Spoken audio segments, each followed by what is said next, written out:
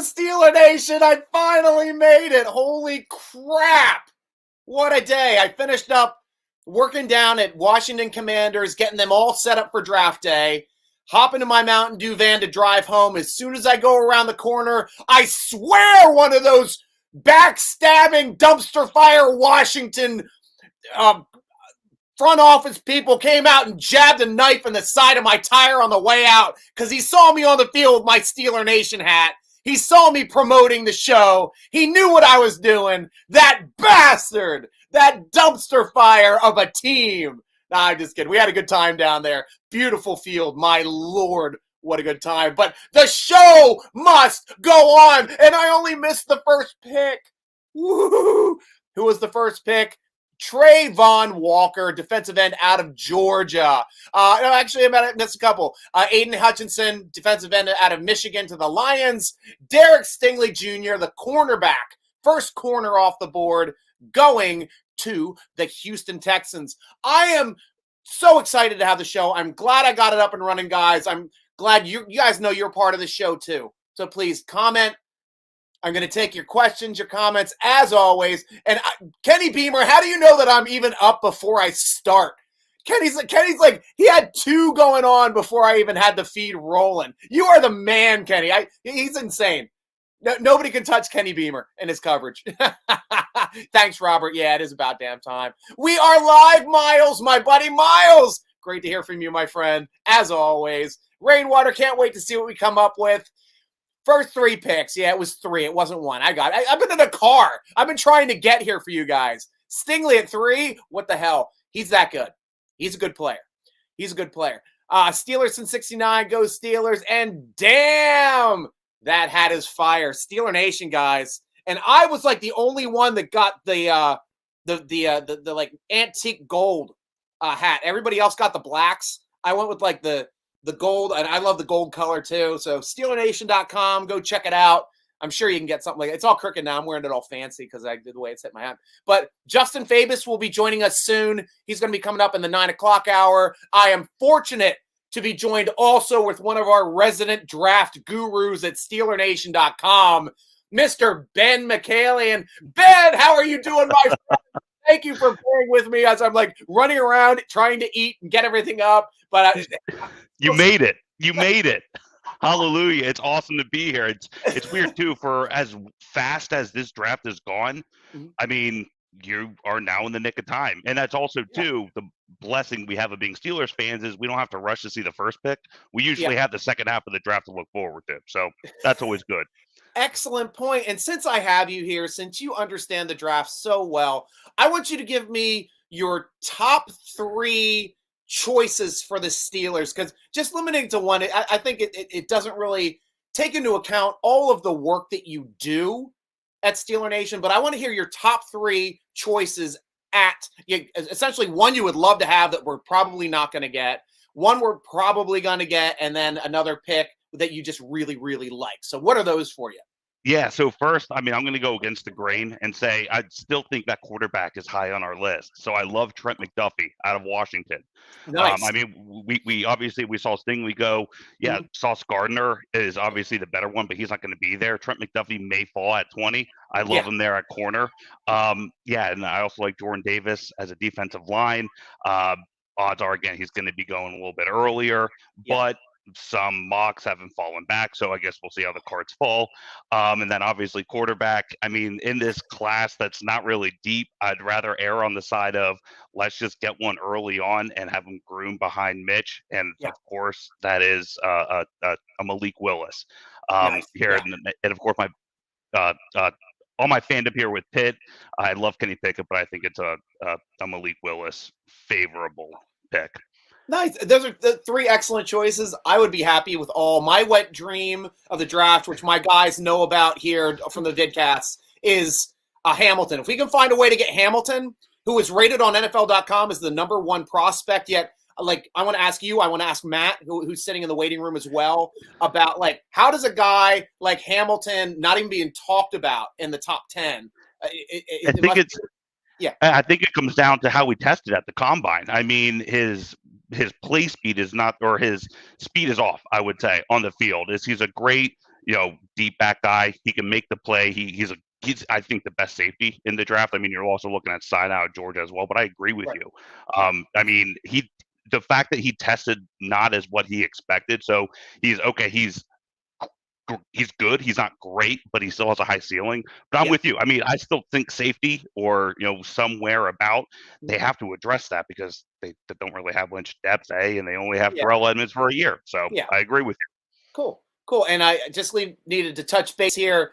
Thornton Black, best damn NFL show on YouTube. Greetings all. Thank you very much for promoting the show. I said we got a lot of people watching today, a bit more than we normally have for the vidcast, but I'm glad you've been telling your friends and family how good we are, the groundswell, keeping it going. And obviously Sauce Gardner just came off the board. And I got to agree with you, Michael Scott Joyner. How you doing, my friend?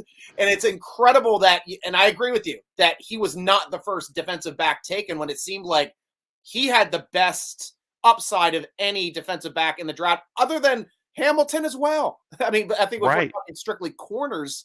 Sauce was supposed to have the most sauce. The most sauce. Thanks for finishing it. Yep.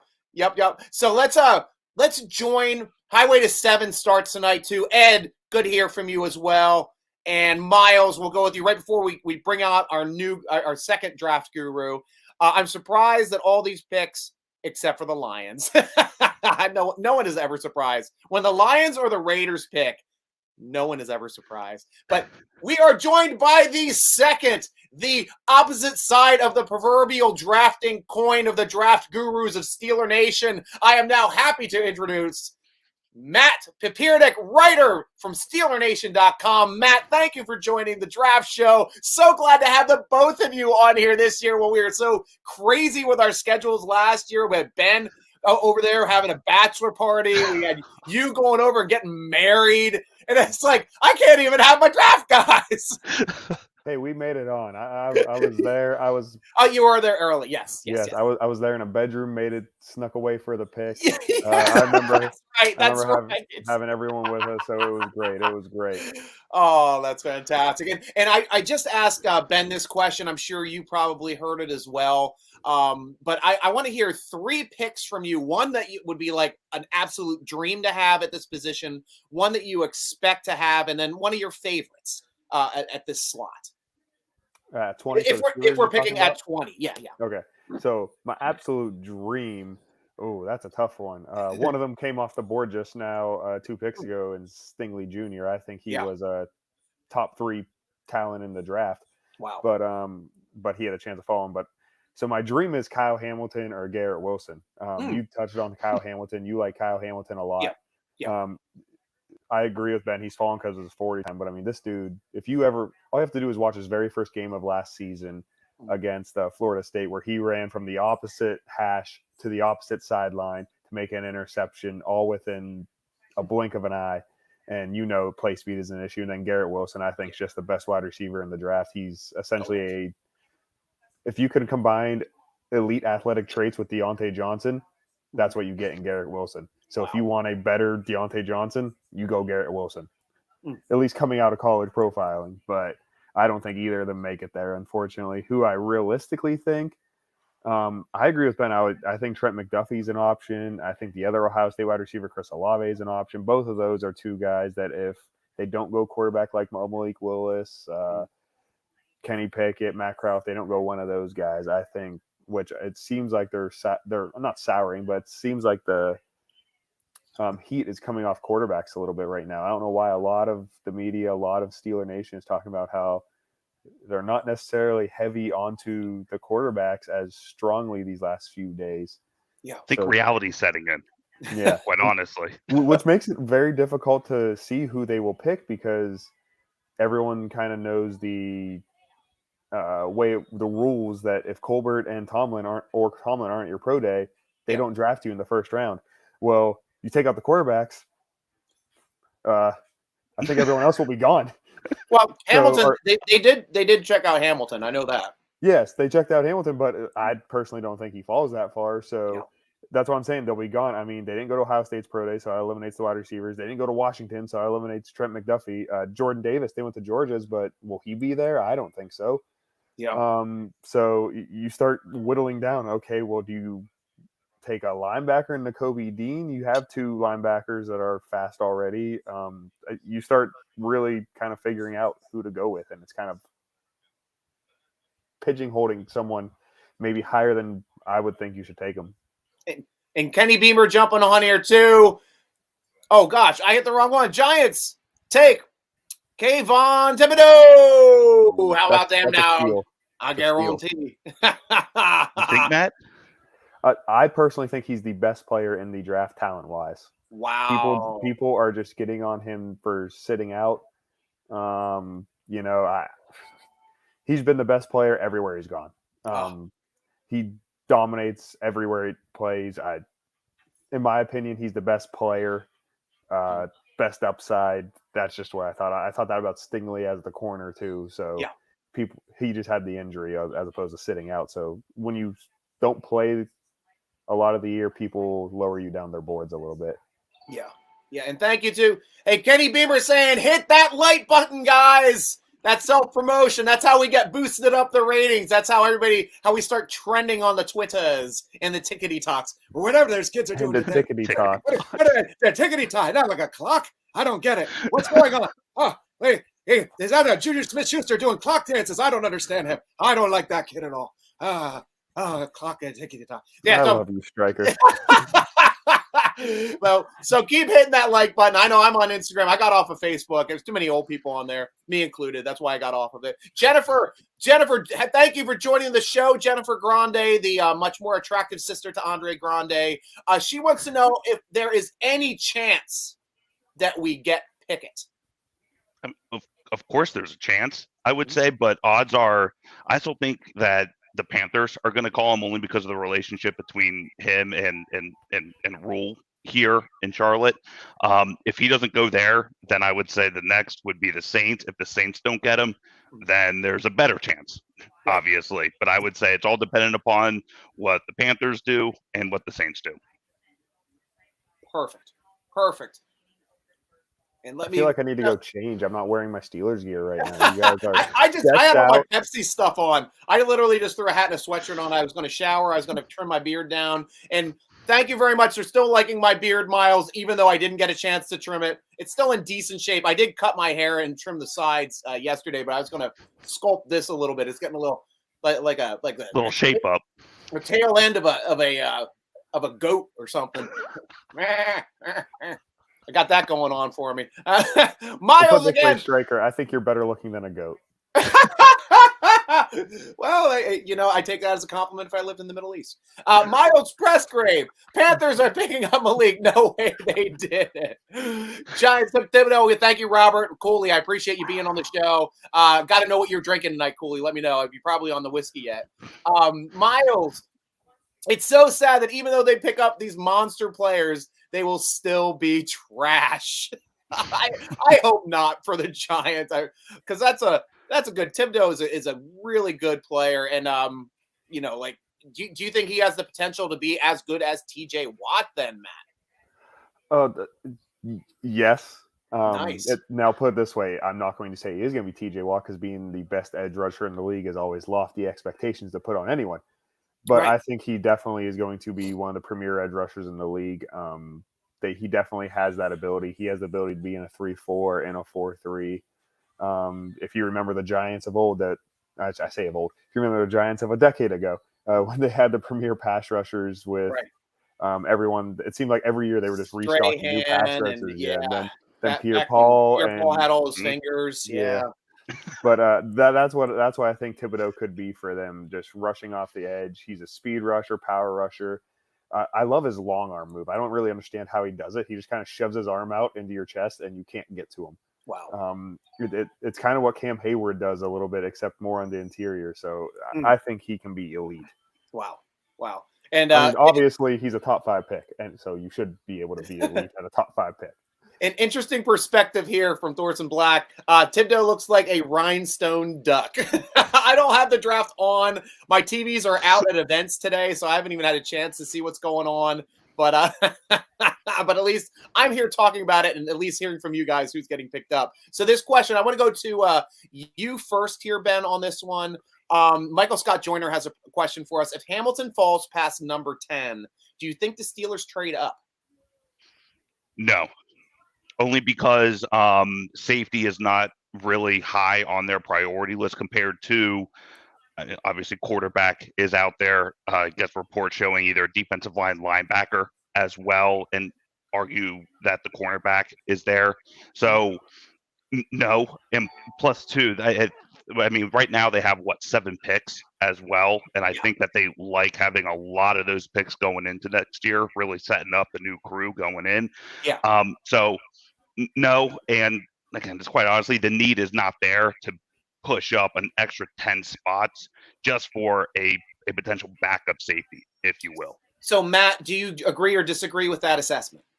I agree. I think the true spot where you would see a trade up would potentially be around that, 12, 13, 14 range. I mean, obviously not 14. I think that's the Ravens. So obviously not with them specifically. Here's your player, Pittsburgh. Are they going to go wide receiver this year? But I don't. So the Redskins I see as like a big contender for getting Hamilton. Vikings at 12 also. So both those teams I think could be interested. So I don't think they would be necessarily the team to trade up with. I think if you get past them though, then you could see a minor trade up just so the Steelers could snag them. But I agree with Ben. I don't see a trade up happening for him.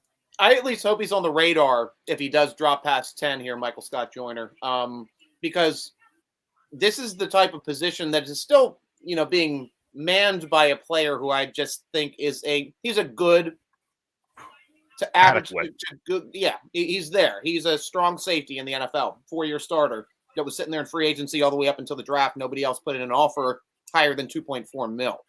So I think we could find a guy, maybe not even in the first round, maybe somebody out of Penn State in the second round, maybe safety out of Penn State. Forget the guy's name. I know you guys know it. I typing it. Yeah, there you go. Yep. So I'm blanking on it too. I think he's a gamer. I think he's an absolute gamer. He doesn't have necessarily the hype around him, but he's just a football player. Mm-hmm. And let's see, Robert's coming back with his drinks. Yingling is sold down here now, so I am drinking some Yingling lager, Redbreast whiskey, and then the Steelers on draft. I'm correcting it there for you, Cooley. That's great. Robert! How you doing, Robert? Here we go. Hey, guys. Steelers mediocrity at offensive tackle and cornerback are likely going to be ignored these first couple days of the draft, and that will probably come back to bite them in the butt this season. So Robert has always had a really interesting perspective, and dare I say, a thoughtful perspective on if the Steelers' depth is not there at corner or at offensive tackle. If we have any issues during the season, then we're kind of falling off a cliff. And he does make a point. So I wanted to hear from you guys. Is that offensive tackle spot, especially the left tackle spot, which Robert likes to talk about, and the cornerback spots, should they be a higher priority than we're normally talking about? I think corner. One's coming off here. Yeah, corner's always high, and that's the problem with the Steelers. And we've been talking about this on previous shows. Is that when we start drafting corners, we're drafting in the bottom third of the draft each year. That's why the Steelers have problems getting elite corners. I mean, other teams do a better job of drafting them later.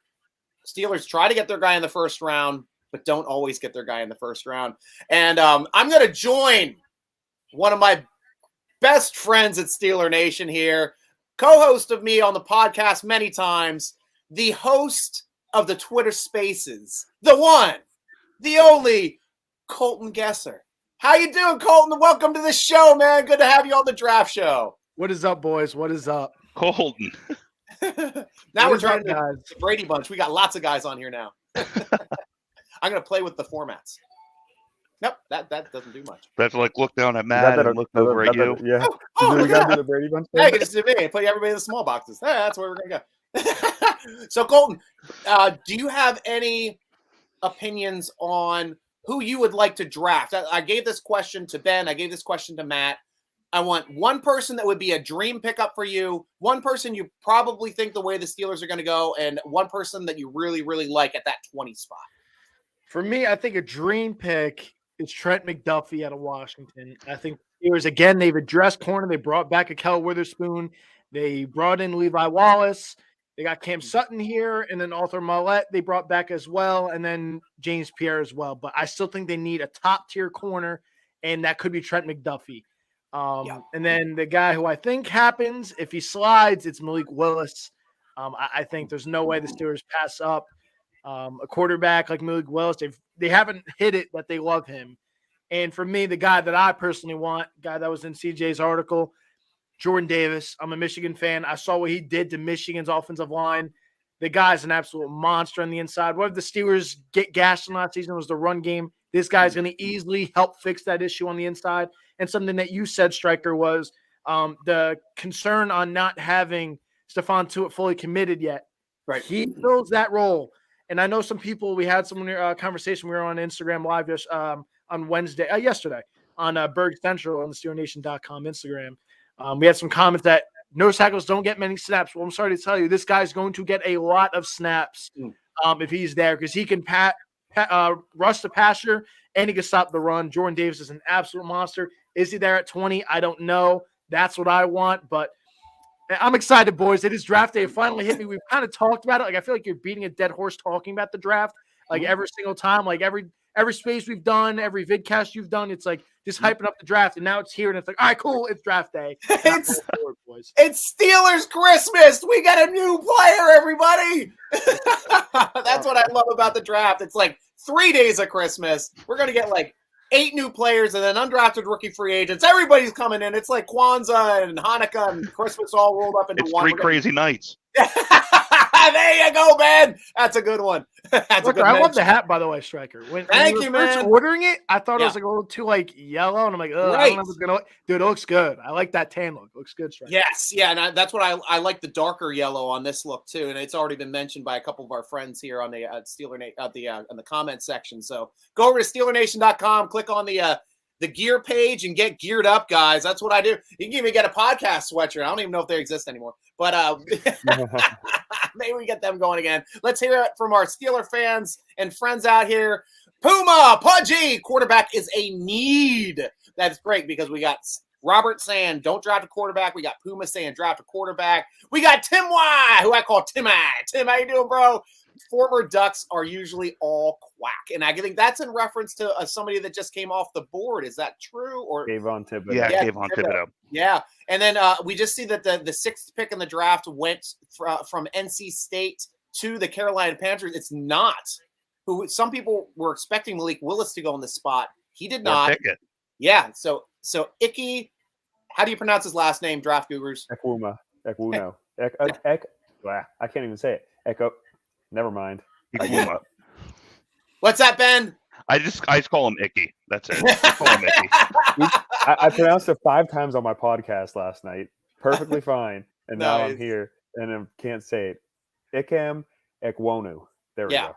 It's like Chooks. Same thing. Right. And Puma's asking, too, do you think we're going to go after a quarterback? You know, I'm not saying we're definitely going after a quarterback for me personally, but it's like shaking a magic 8 ball, and it's like all signs point to yes. Is the kind of the answer I'm getting because it's just the way the Steelers have done their due diligence in the offseason, trying to find their next quarterback, interviewing all the top 5 guys. Does that just seem like an inevitability now, Colton? Yeah, it's interesting. I'm getting some stuff. It looks like the Giants are also going offensive lineman here. Neal from Alabama looks to be the next guy off the board. I feel like the Giants kind of had the perfect draft situation fall to them. I don't think they expected Kayvon to slide, just like the Lions didn't expect Hutchinson to slide. And here we are. That's what it seems like what's going next. But for the Steelers, the quarterback talk has been talked a lot about, boys. And Matt and Ben and Stryker, I know you guys have heard plenty of it on the spaces. For me, I'm not interested. I was getting ready to hit the eject button on Matt on the last space we did Monday with the nonsense this guy was spewing with 2 quarterbacks being taken in this draft. I was going to hit the eject button on you, Matt, but too much respect for you. But the thing is, we've heard how long have we heard as Steeler fans that the Steelers, like from the media, that the Steelers haven't drafted their successor for Ben? Why are we rushing now? Like a lot of the teams that were in the top that are possibly looking at quarterbacks next year, like the Giants, Detroit, a lot of those teams were Atlanta. We're possibly looking to trade backwards to get assets for next year to get up in next year's class, like Matt has talked about on the spaces. Clearly the two front runners and Stroud and Bryce Young, but then you got CJ Ugalele. You got the kid at Kentucky that you mentioned, Matt. There's a ton of other players along the way. So why are we settling for second best where, again, Kenny Pickett, Malik Willis, Desmond Ridder, all those guys are probably 5, 6, 7 in next year's class. So why are we settling for less? I'd rather build the roster up. The Steelers have a ton of need. Wide receivers, one of them. I guarantee we see two this weekend. I think we see two receivers taken by the Steelers. Could they go offensive line help? Clearly. Corner, it's a deep draft. Like, they have a bunch of other needs. Quarterback for me is not there. Again, I like Malik Willis. I like him. If the Steelers trade up, my Twitter is going to be a fun site to be at because it's going to be bad. But if he's there at 20 and they take him, I wouldn't hate it. Like, I would get it. If that's their guy, cool, go with it. But for me, I'd rather wait till next year in a class that you can have a little bit more answers to. That's kind of right. Matt, I love the Husky, Matt. That's awesome. I love that. Appreciate it. Appreciate it. Come here, Matt, bud. You're the Ohio State guy, right? Who went to Ohio State? I did. Yes. So I've got a question directly for you and your Husky. Now, what's your Husky's name? Zeus. Zeus. Okay, from A Miles. Husky named Zeus and a lab named Zoe sitting right here. Nice. From Miles Pressgraves, have you guys looked at Skye Moore? He looks so talented. Would he fit in the Steelers system? So start off with Matt, since you love that team so much. I'm gonna pass this. Actually, you're going to me first, but I'm passing this off to Ben. I'm pretty sure. Okay, going to Ben. So Skye Moore's Ben's fan. Like, if Skye Moore had a fan club, Ben would be the president, the treasurer, the vice president. He probably founded it. He'd be the one recruiting Skye Moore to come to the events. He was my first draft profile, I think, that I hit on so far this offseason back in February. He's a Western Michigan guy, Mac. He went to it was Shady Side Heights, so he's a local Pittsburgh kid. I love him for the Steelers, by the way. He's kind of like a Hines Ward, obviously not as stocky, but he plays in the slot. Steelers don't have a slot receiver that they need. Skye Moore has some of the best hands. He's risen on a lot of draft boards that I've seen. Back again in February, we were talking about him. He was like right between either 15, 20th ranked in the receivers. He's now up. I saw that Mel Kiper had him as the 8th best over like John Mechie, right there at Jahan Dotson out of Penn State, right around that level. And again, I think teams see a lot of value in the steady slot receiver. And again, Steelers don't really have that yet. And that's what they need. And quite frankly, that's where a lot of the receivers in Pittsburgh have had a lot of success. I keep going back to Hines Ward. But Skye Moore really fits that bill, and he's going to be there, I think. It's not going to be tonight. It's going to be at some point tomorrow. I'm banking on the third round. If he's there in the third, hop all over him. Great. Thorson Black also asking, is there a chance the Steelers looking to deepen their offensive line here with their first pick? With their first pick, I'd be a little surprised, to be honest, unless someone falls. Like if someone like Charles Cross falls, I could see it because Charles Cross is an elite tackle prospect. But with already the other two off the board, I don't see that happening. Linderbaum, I don't think is really in the equation now. They have Mason Cole along with Kendrick Green now to compete there. And even guard, I was on Kenyon Green bandwagon forever. I think I brought him up in the group chat every day. But now that they signed James Daniels, got Kevin Dotson there, and then whoever loses the center battle can be the backup. I find it hard to believe they would go offensive line in the first round unless someone like Charles Cross falls. Yeah, I agree. I just don't think that having a depth guy is really at the top of the list and in terms of 20th overall. And I apologize for jumping off of there for a second. I've got multiple events still going on. Still have people over at the Washington Commanders draft party. My wife's actually taking the truck down to pick up the equipment. That was the way it was supposed to be planned tonight anyway, before I lost a tire on it. Still going, but that's how we can keep going with the show today. We're going to go back here with the Steeler Nation to see what you guys are up to. Robert, I know you only talk University of Houston, but Robert doesn't sweat the Steelers. Will take Marcus Jones out of University of Houston in the third. How do you guys like Marcus Jones? I do. I'll be honest with you. I think third might be a little early, Matt. You think maybe fourth, depending? I don't know. Third, fourth, I'd be fine with it. My reaction was to the Falcons pick that we just got text about. But I do like Marcus Jones. He'd be a good slot guy. He reminds me a lot of Mike Hilton, to be honest with you. So I think Stryker would jump on his bandwagon in a heartbeat. Drake London would absolutely love that. Yeah, Drake London being the first wide receiver off of the board to the Falcons. Is that somewhat of a shock that Drake London would be the first wide receiver off the board?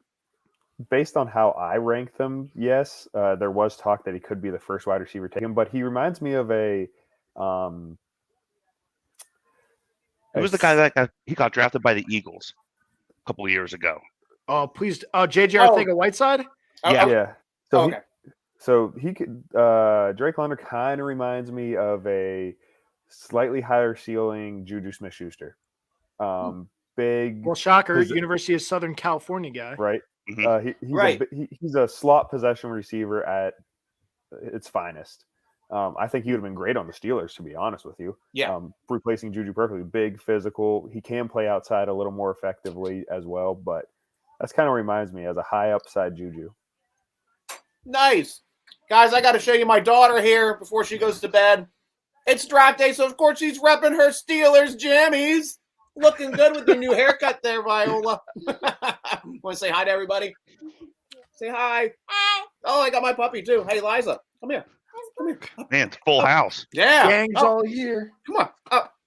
Hey, there's Liza. Everybody keeps asking about Liza, and she's usually not on the show because the cat's in this room. The cat keeps her out because she's afraid of the cat, and the cat hates her. But Liza's here tonight. We'll give Liza a little bit of screen time there. Right, Liza? Thank you for joining us on the show as well. Even though you're a Browns fan, yeah, the Browns are awesome.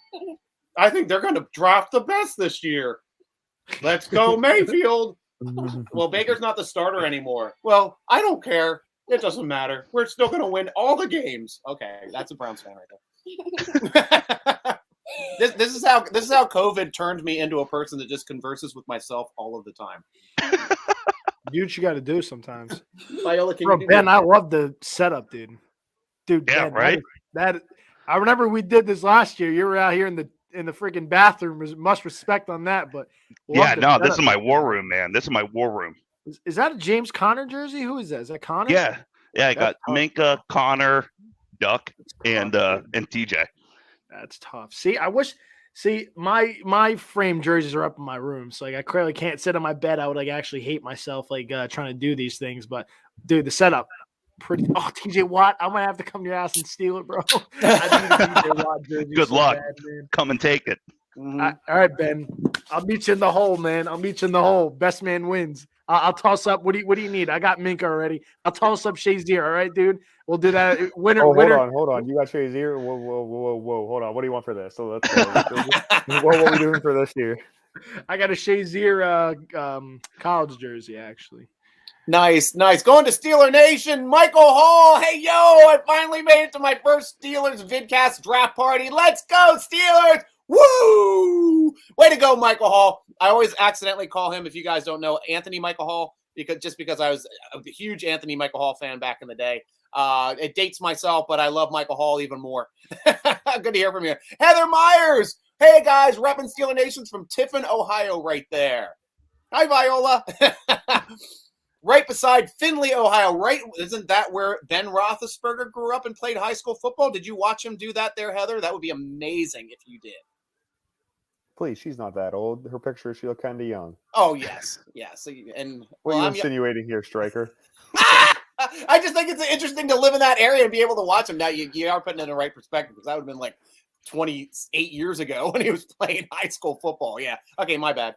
Derek Lore. Hey, what's up, my man Stryker? I know we need a future quarterback, but we need to beef up our defensive line and cornerbacks to try and get back to the steel curtain. And that brings me to a point that I want to talk to you guys, because one of my wants at this spot is the one that I picked on Steeler Nation, and that would be Davis, the defensive lineman, which we did talk a little bit about. Would that be one of our more impactful spots that we can draft here in the first round? I'll start off with you here, Colton. Absolutely. It's a guy I want. Again, I might also fell in love with him watching him destroy my Michigan Wolverines, but the guy's an instant impact. Like, the size of him is absolutely disgusting. The last nose tackle they took in the first round turned out to be pretty darn well. A guy at Texas, big snack, Casey Hampton. I think he can have a bigger impact than what Casey was for the Steelers. This guy is absolutely disgusting.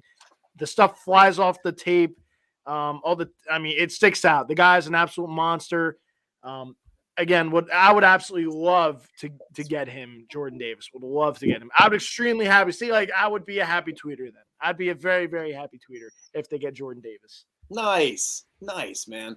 And Robert, I'll go back to you another time here. What I know you're saying we need defensive tackle, offensive tackle depth, which we talked about. Obvious wide receiver, safety, cornerback. So trading down in the first to say 20th to a 30th, at least a second or a third. So Matt and Ben, what are your thoughts about trading back? I know, at least from listening to Kevin Colbert, he states that it's the hardest part about trading back is finding a partner and getting value out of that trade back. Right. I would say that in between it, you're banking on someone that you like being wherever you plan on trading. Yeah. So like I said, it kind of plays into that. In this draft, I would much rather trade back that up, if that says it. I completely agree with you. There's so much depth inside of, I think some of the top players in this draft are going to be called tomorrow and not tonight. You can call it a hot take, whatever you want. Yeah. But just with the draft or the depth that's in this draft, it's not a smart thing. Like what you said, Robert, I would be for it. I guess that's a long answer to say I agree with you. It's just a matter of who are the Steelers eyeing up where they see it's worth trading back. And as what Colbert said, and here with Stryker, you got to find a dance partner. So it's just how everything comes together. And Matt, I like the second question here too from Robert. What's the most you think the Steelers could get by trading down to the bottom of the first? And what do you think they get if they do such a trade down in the second and or third rounds? Okay, so I'll answer the first part of that. Well, let's just talk about the first. Like other rounds, it gets a little tougher. But today's day one. If we're trading back in the first, like from 1 all the way to 30, that was my cat storming through the cat door here, getting away from the dog. Sorry about that. But yeah, from going from 20 to 30, what would you expect would be the draft value that we'd get? I've kind of looked into this a little bit. I think a good trade partner could potentially be Kansas City. They have 2 first rounds at the end. So I've done some scenarios in my head. They have the 29th and 30th. So, the potential to move up is very strong, something like that. But they could probably net a third rounder, maybe a second rounder next year if Chiefs didn't want to give up a additional pick this year, something along those lines. But a minimum, probably a third rounder. And depending on where the Chiefs pick in the third round, it's probably late considering, they're pretty good. So a third rounder and then maybe add on a 6th or something, depending on that. But so move back 9, 10 picks and you pick up a third round pick, plus maybe a late pick or a flyer pick next year. I think the value could be there. And I honestly would be a fan of trading back because I've said it before multiple times.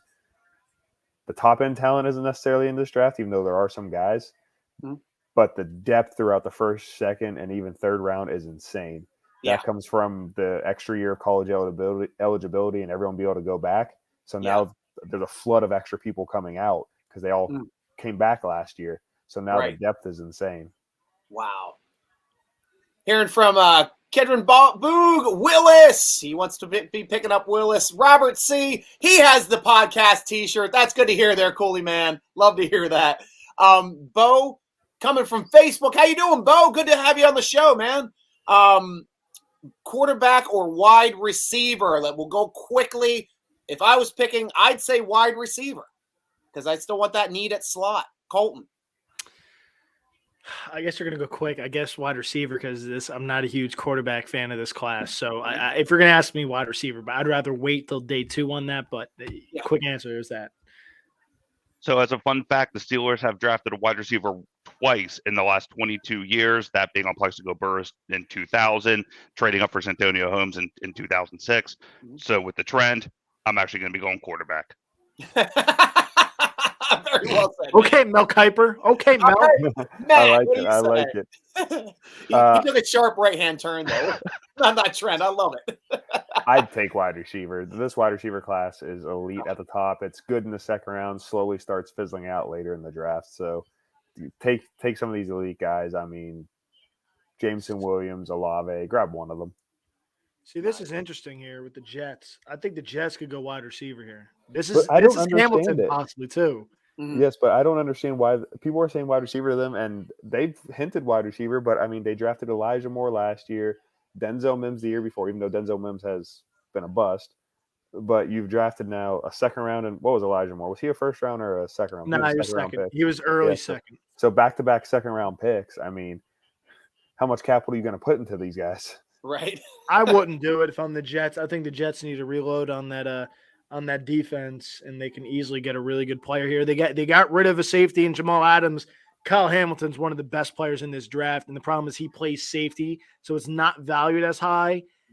Dude, I can easily see a situation with Derwin James. I've kind of said that on the Twitter Spaces. He could slide right down this board, man. He really can. Don Santu, please. No quarterback. He's with us. He's with us. Puma, what you got to say here, man? I think we have a chance to make the Super Bowl if we grab a quarterback. Mike T never had a losing season, depending on how we do on the draft. And personally, I just think it's still a really interesting trend that a quarterback or a coach like Mike Tomlin has never had a losing season. It's never happened this long in anyone's tenure in NFL history. I mean, he's in the rare era of like the Don Shulas when we're talking about people that start their careers with this kind of aplomb and winning. And I know, and it's still odd that we still lose to teams that we think we should beat, but we're beating the teams that are better than us too. So it's like it's always a crazy year every time we're watching Pittsburgh Steeler football, guys. Situational football. Yep. Getting the popcorn ready there. I love emojis. They just speak so much to me. Is that Muth? Is that Muth? Matt, you're looking like Muth down there in the box, right? I like it. Hey, I'll take it. That's a compliment. I know. That's a big compliment. I mean, I think I'm personally a little better looking, but I'll lower my bar a little bit if I become a millionaire. Right. Shots fired. Oh my. First Ohio State wide receiver off the board. Yeah, Miles would be disappointed. Oh, the big Ohio State one coming off. Oh, yeah, I knew you'd be sad about it. So who was that? Garrett Wilson. Okay, so that was still one of the top. So now that Wilson is off the board, and I believe the first Drake one, London is off the board. Who are the next best? Williams. Yeah, Williams is still there. I heard a lot of mock drafts having him going first out of all the receivers with his size speed ratio. Is he the one that's coming back from the knee? Yeah, so he won't be available till like October, but right. Speed kills, man. Speed kills. Yeah. And these teams picking right now, the Jets, they're not competing this year, so you can afford to have them wait. You don't need them right away. Who's next? Even the Redskins. I mean, not that they need a receiver right away, but you're not competing. You don't have a quarterback. Right. So it's one of those, you can afford to wait when you're a team like this. Well, we'll see if they go quarterback here then. Robert, I am less worried about the Steelers starting quarterback being injured than I am about several other depth positions which have no depth. I mean, yeah, that's part of the draft is trying to fill in those depth positions, especially when we lost Ben to retirement and a lot of people in free agency this year. And obviously, it looks like we're not going to have a comp pick next year with as aggressive that we were in free agency, both having the money and the need to have to fill up so many people when we had a lot of free agents leaving as well. Again, I've been very passionate about it. And again, the guys have calmed me down because I've gotten there's no need for a quarterback. There's no need.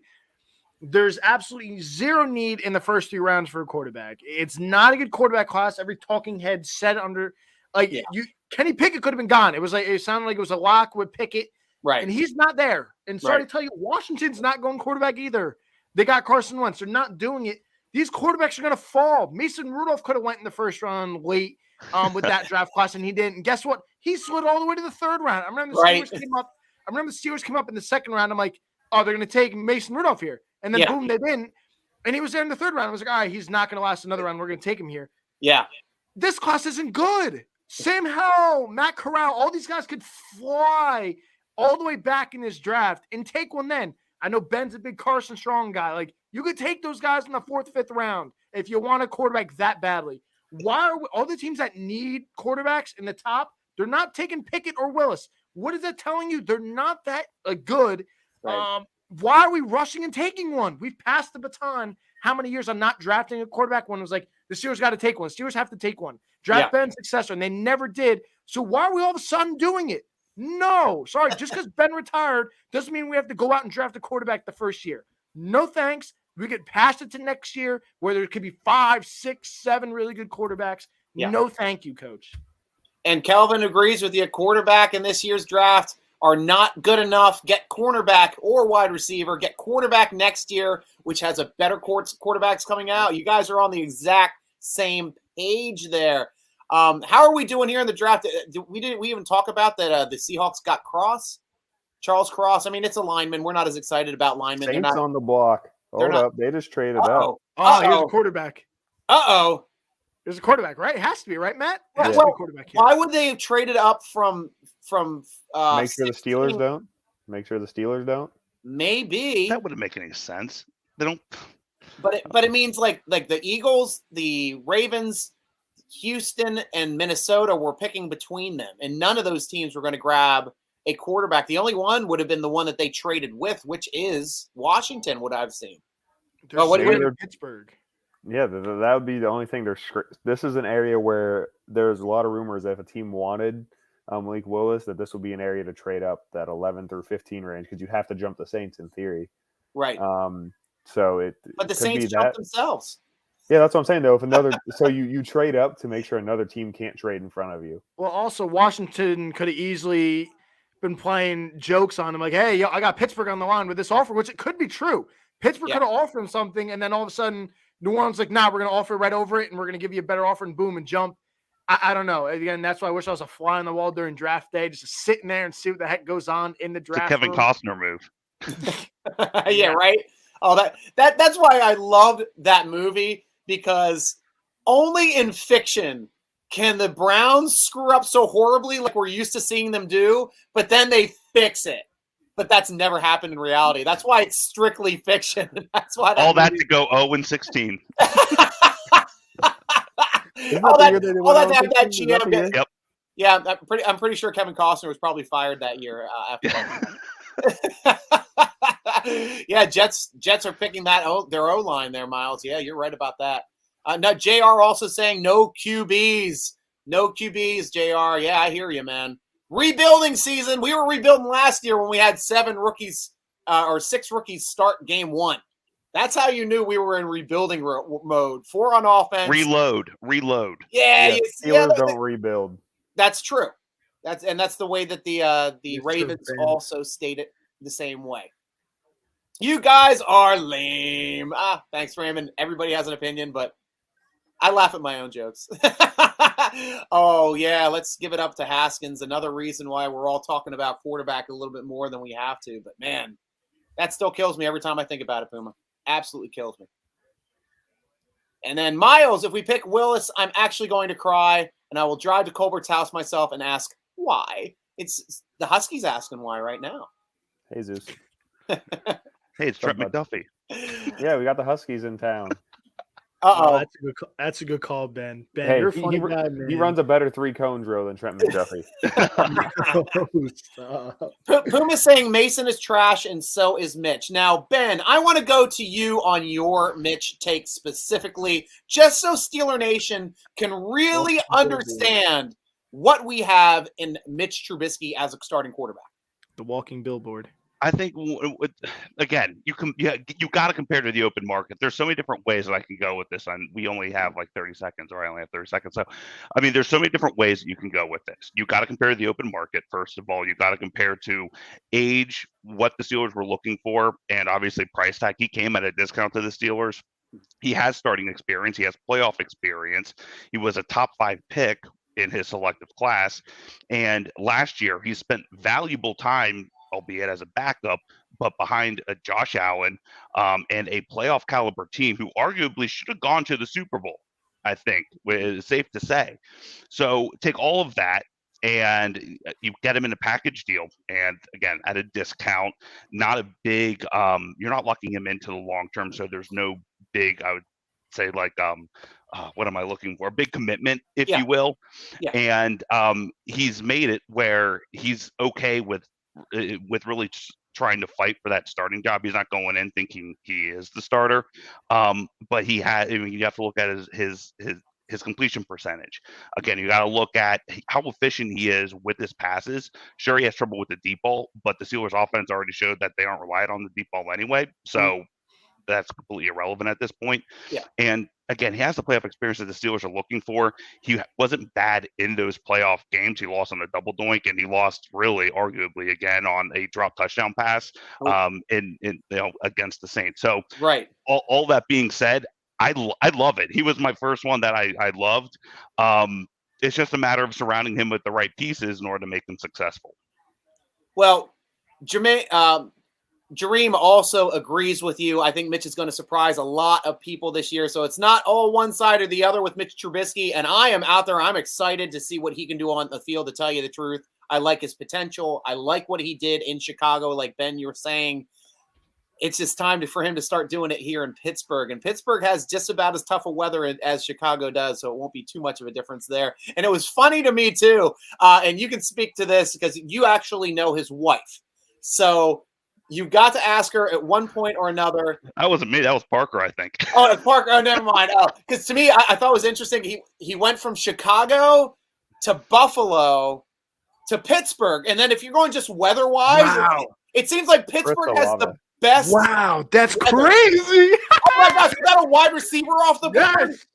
Yes. New Orleans. Both Ohio State wide receivers are now off of the board at pick 11. Wow. That's higher than I saw Olave go. Ballsy play, dude. But they traded up for him too, didn't they? Yeah. Is that?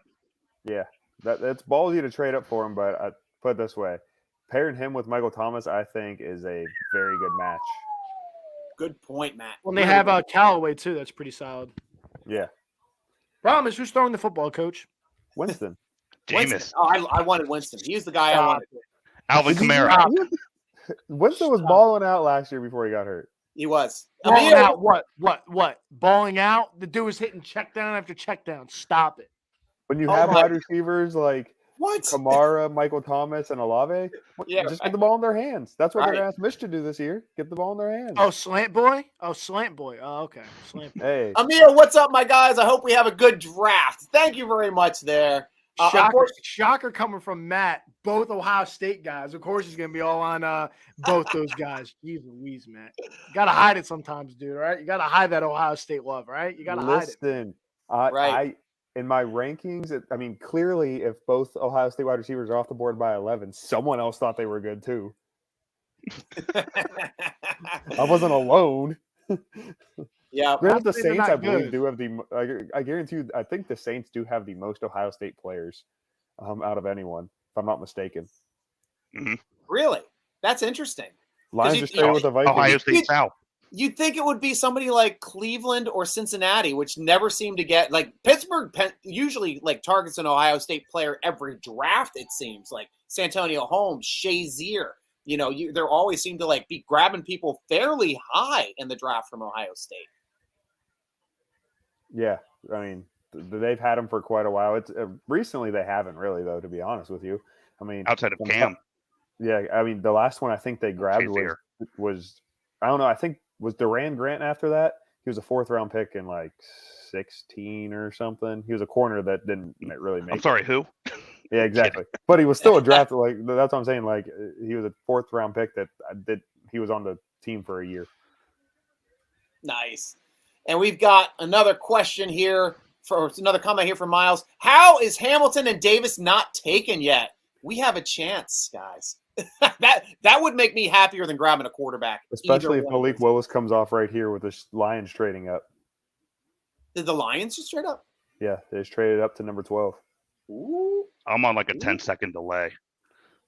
Dude, this guy, the group see, Matt, text, you have to check Matt, you have to check the private chat. You had me freaking freaking out. You're like, I got inside information. It's a lot of it. Bro, can you please drop your info in the private chat so I'm not like out here freaking out, dude? Like, check the group chat. What the heck's It's going in on? our group me before anything Group? else. I can't check the group with all the stuff going on here. I'm trying to run back and forth between the stuff. Don't I worry, like being surprised. This is like Christmas. I'll keep surprising you, Striker. You do. Fryermuth.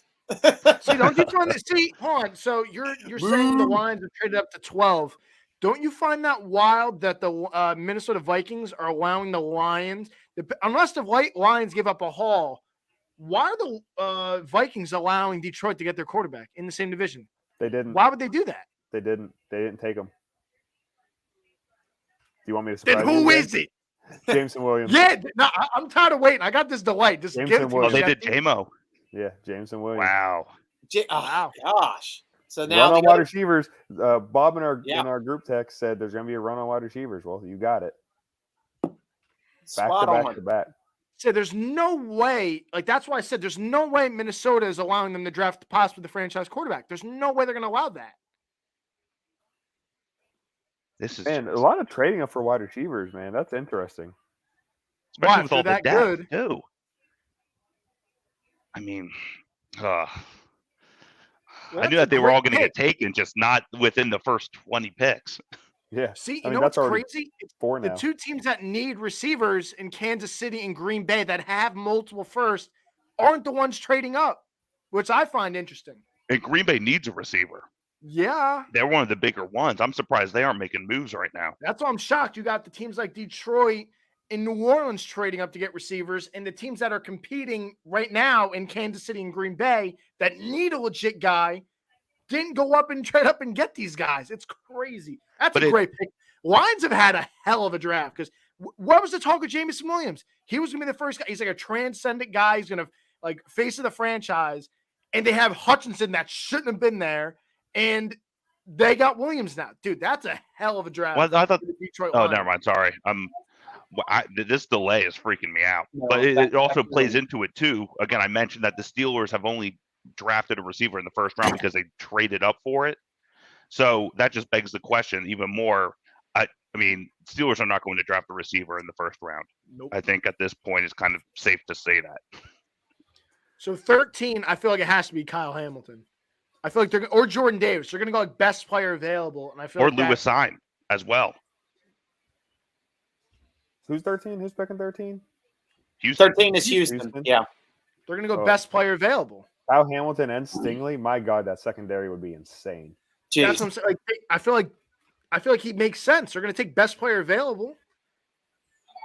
And here's what I'm afraid of.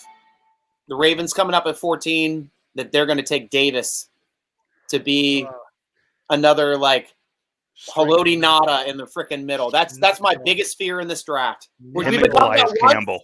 That's my biggest fear in this draft. Yeah. They're taking Davis someone on and Campbell. defense. They need D-line and secondary help. Jeez. There's some guys out there. I'm hoping they reach for someone like Kyler Elam.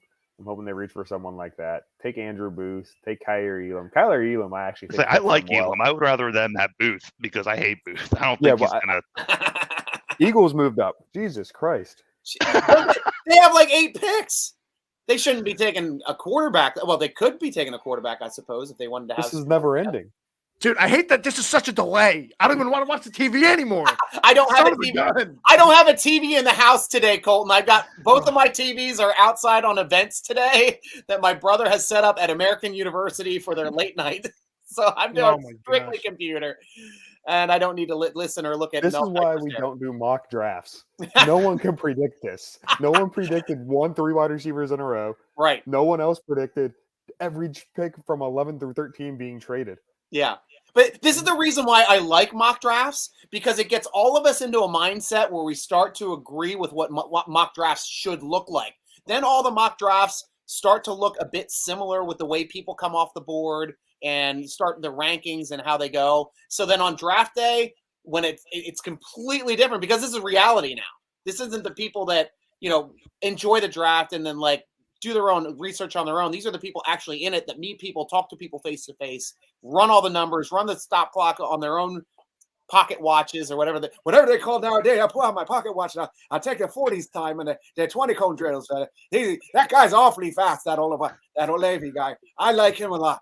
But we'll see how they go. Yeah, but that's why this is so fun to me, because it goes no way that any single draft. But my favorite draft of all time was the draft where like everybody's like Mario Williams number 1, Mario Williams number 1, and then it was that wide receiver, the running back that went to New Orleans, that really speedy wide receiver dude. Is Reggie Bush? Reggie Bush. I think that you had that backwards, didn't you? Oh, it went the other way. Yes. Yeah, everyone's saying Reggie Bush number 1, Reggie Bush number 1. That's right. And then Williams went 1, and then everyone's like losing their minds. Mel Kiper, literally, you saw him age 2 years when that happened. It was freaking awesome. He couldn't read. Like, who's short circuited? Yeah, somebody had to hit him with a cattle prod. So, what does Philly trade ahead of Baltimore to get? A receiver that could have gotten in the third. Yeah, Philly's. Can they draft Jalen Rager again? Is this Hamilton? Philly loves their safeties. I would say. I mean, this is a team that had Dawkins on their team, who is my all-time favorite player that never wore a Pittsburgh Steeler uniform. Dawkins was an absolute monster on defense. And if they still love their strong safeties as much as they loved Dawkins, this might be, in my opinion, a spot where they'd take Hamilton off the board. Yeah, team him up with Anthony Harris, guy they picked up from Minnesota, and I believe they re-signed him as well. Team him up with Kyle Hamilton. That'd be pretty interesting. See, why are they trading in front of Baltimore here? Jordan a lot Davis? of the top receivers are gone, so I don't. I'm thinking, they're looking at Jordan Davis. It's Jordan Davis or Trent McDuffie. That's my two thoughts. Dude, imagine the D-line with Hargrave and Jordan Davis. Yes. Good luck. We played him this year. Shut up, Ben. God, Ben. Hey, don't worry, Colton. Colton. The Eagles. Colton, the last time we played the Eagles and they sacked us 10 times in a game, we won the Super Bowl that year. It's okay. Good call. Good call, Coach. I remember that game. I was like, there's no way we're going to win a Super Bowl this year. That was 2008. Like Dawkins even got in on a sack. I mean, everybody was like killing us that game. It was like one of Dawkins' best games, actually, too. And it was just like, there's no way this offensive line is trash. And then what do we get at the end of the season? Who's laughing now, offensive line? Ha ha! Big old Ben on the podium, hoisting the Lombardi trophy, rubbing it in. That was a good moment. Going back to the peeps here. Sorry, Brian Brown. Man, the rest of the league is to mess around and let Willis fall to the Steelers. We need defense. That's the way it's looking like it's starting. Jordan Davis. Yep. Davis is off. Hargraves and Davis. Is that what we're talking about now? I called that. Yeah, you did. Right? Yep. Great call. Man. And they have a next pick here and after the Ravens, which are probably going to go, a secondary position. But honestly, the Ravens were taking That's Davis. Houston. The Ravens would have taken. Oh, I'm sorry. Yeah, Ravens. sorry. It just updated. Sorry. Oh yes. Oh wait, the Ravens. Damn it, Jordan Davis. Rats. But I'm telling you, we gotta thank the Eagles because the Ravens would have taken Jordan Davis. He would. Yeah, he would have definitely been. Stryker, you're talking me off the ledge. That's the only. So that's to me like fine. Put him in the NFC. We're gonna play him once every 4 years. Oh, depending now with the way that goes. Not twice a year. Now we got to yeah. It might be twice a year. It might be more. Who knows? If we're depending on what. Yeah, we'll see. Twice. Yeah. Why are there so I'm updating my big board. I have a big board that I have in Google Doc. Yeah. Why the hell are there so many teams that have a very similar color of green? This like weird off-green teal looking color. The Jets, the Eagles, the Jaguars, all this weird kind of shade of green that Google Docs does not have enough shades of.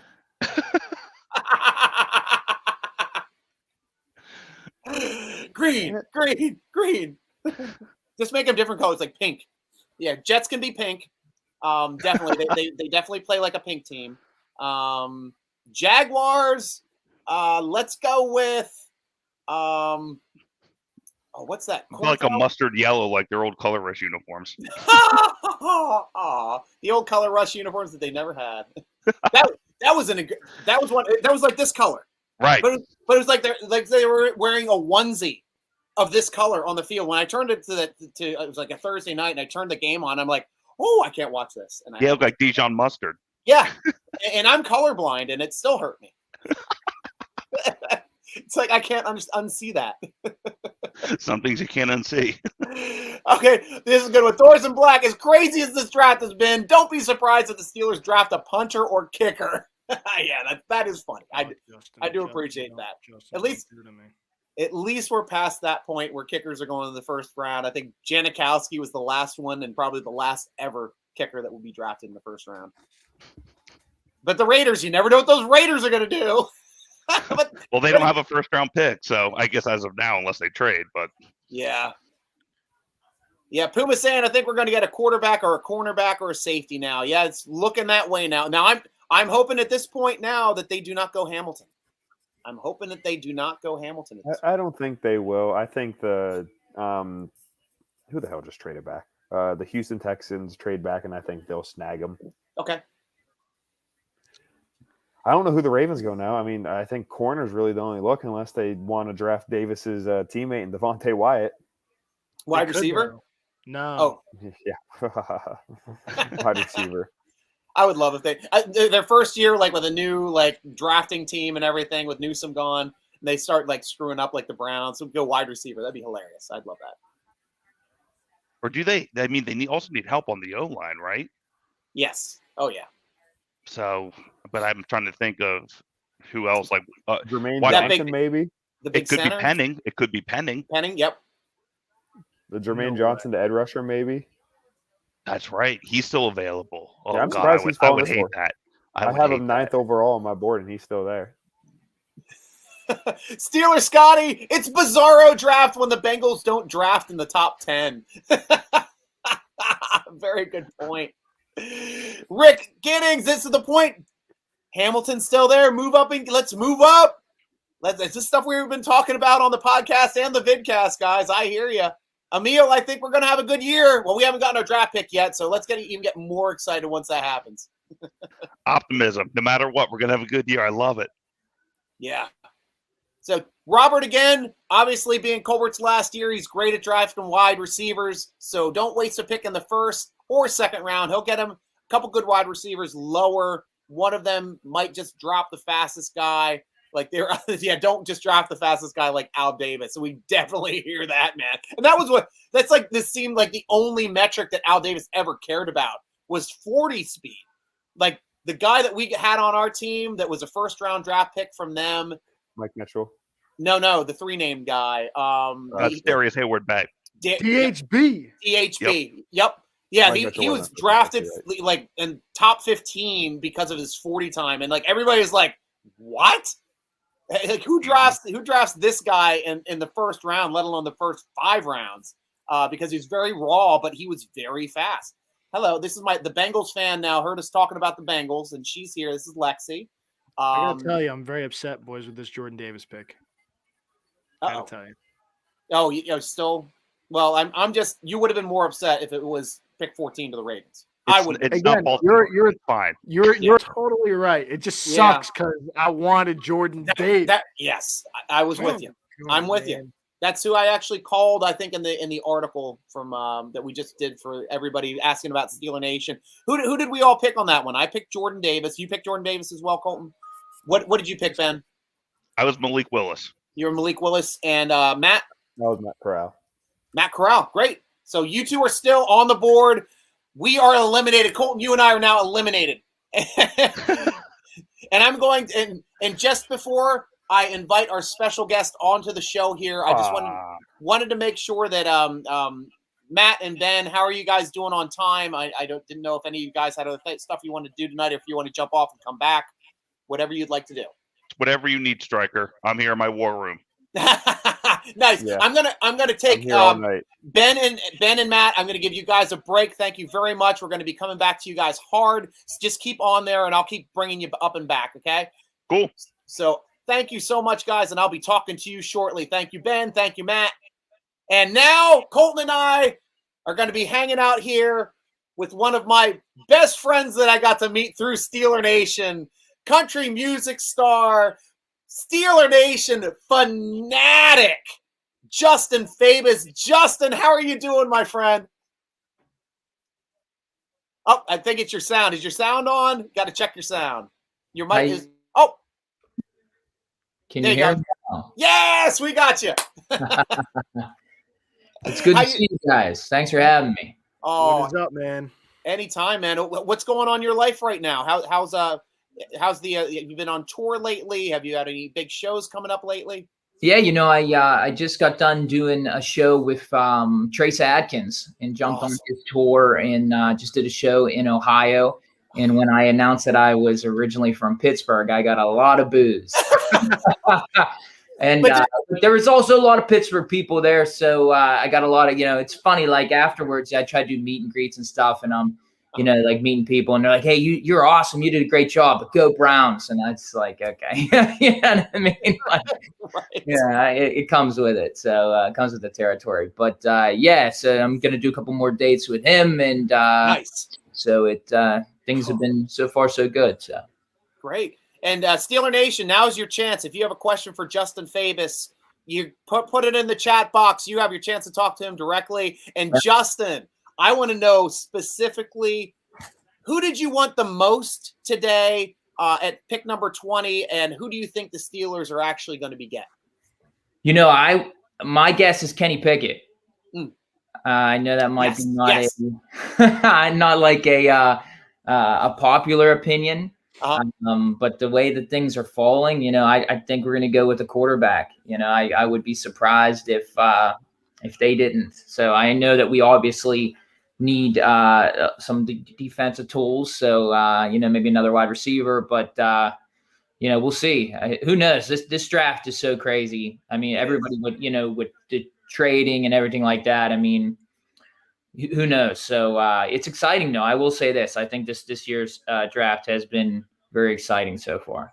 Yeah, it's been absolutely crazy. Go ahead, Colton. Very bad news. Kyle Hamilton is a Baltimore Raven. That's what I was afraid of. I can't believe Houston would trade back to allow Baltimore to get him.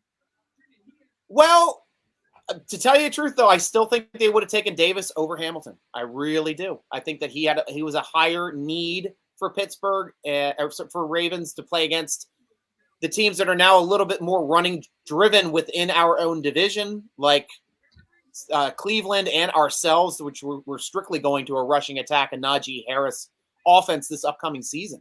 So to me, that would have been the best pickup for them to be able to kind of counteract what we're doing on offense. But Hamilton is just the value was too there. Like I'm saying, he's the number one prospect on NFL.com. He went pick 14. Nobody traded up for him. He fell to 14. Just like the same thing with Derwin James. Derwin James was a top prospect in his draft, slowed all the way back, and the Chargers we kind of have to take him, and they took him. So, and I think it's the same area. Yeah. Kyle Hamilton went 15. I think Derwin James was 14, 15, if I'm not mistaken. So that's kind of stinks. Here we go. Striker, the last kicker was early in 2005. Mike Nugent, kicker in the second round, 47th overall. The Nuge to the Jets. Well, that's the Jets. We'd expect the Jets to pick a kicker in the second round, or us to pick a punter in the fourth, trade up to pick a punter in the fourth. I think that's what we did with Sepulveda that one year.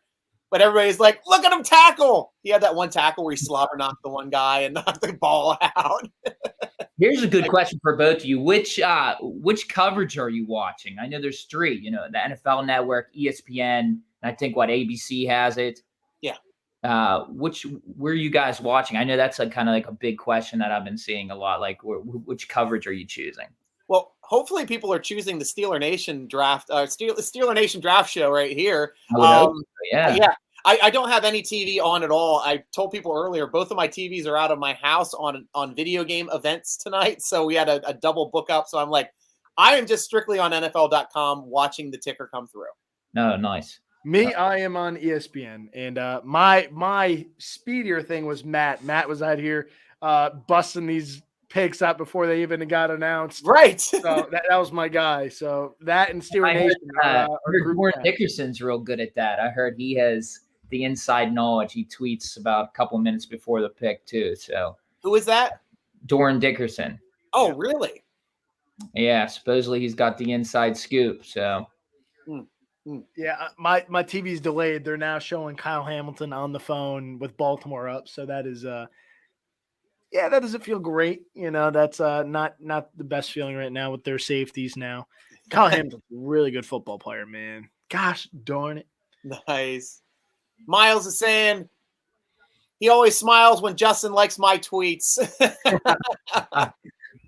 So I know we all have some Steeler love there on Twitter. That is always the case. Keep tweeting. I'll see him and I'll like him and retweet him. So I'm a big Twitter guy. That's my favorite platform. So awesome. Big Twitter guy, yeah. Nice, yeah. And unfortunately, everything went sideways on me today. I was trying to get you some more information, maybe trying to do a promo or something like that. And I was on the field. I got to at least do a promo on the field at in Washington before I left, and got a flat tire, essentially making my right hand turn to just before I hit in the highway. And I was like, crap. One of those days. Right. Sometimes could always be worse, though, right? Could always be worse. It's a country music song in the making. I'm telling you. It's like I was on my way to the Steeler draft party, and I got a flat tire. Got to start at 7:30. No, I'm not. It's going to be 8:30 today. And I can, of course, my country music chops aren't as good as yours. You sound great. But I did have some classical training, and I know country music stars and singers in general. You know how to sing. You know how to use your diaphragm. You're always at least, yeah. Right. That's how it sounds like you're really controlling that tone when you're singing. And right. That's why you don't have auto-tune too much in country music as well. Yeah, I try to stay away from that crap, but crazy thing about auto-tune, when you're singing on pitch, it doesn't work at all. Right, yeah, it sounds terrible. Yeah. It sounds just normal. Yeah.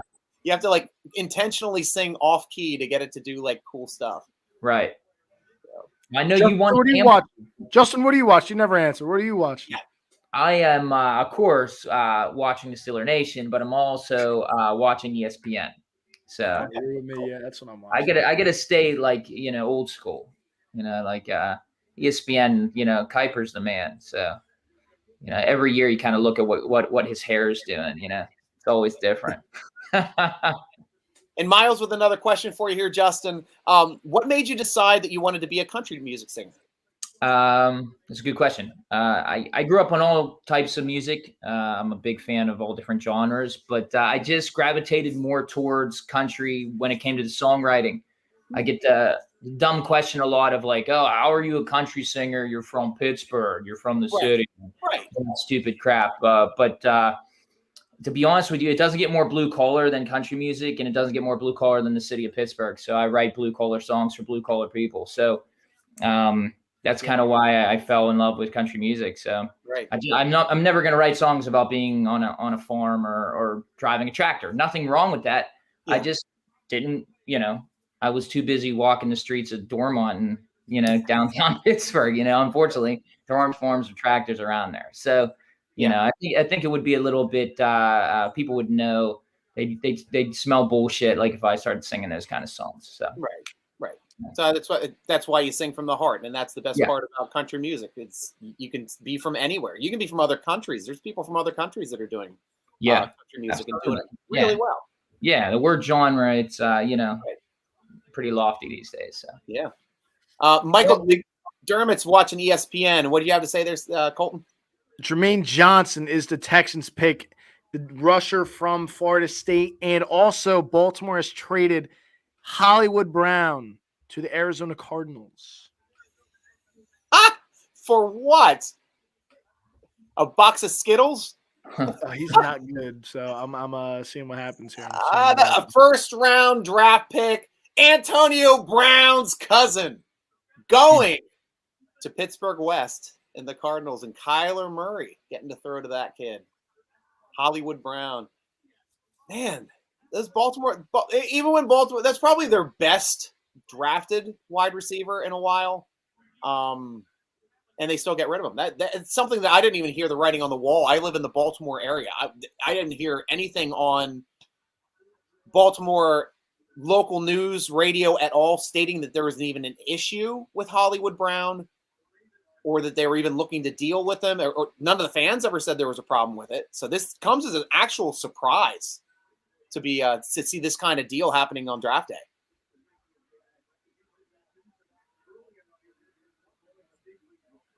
Here we go, Rad Rob.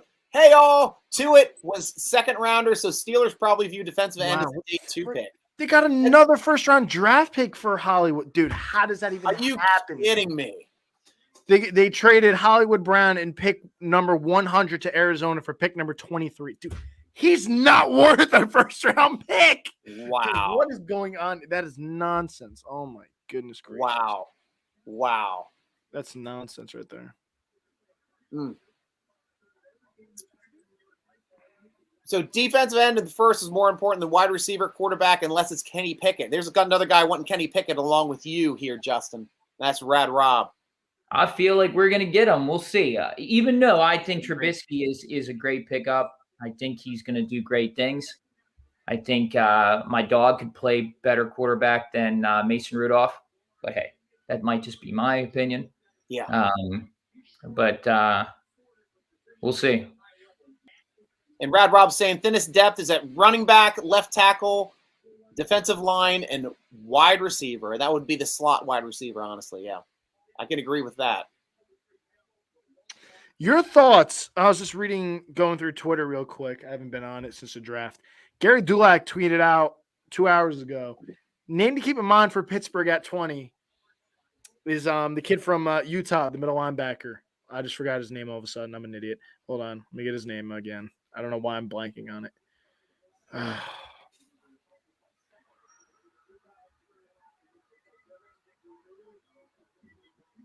I'll tell you what, though. Kenyon Green is a big dude. Holy hell.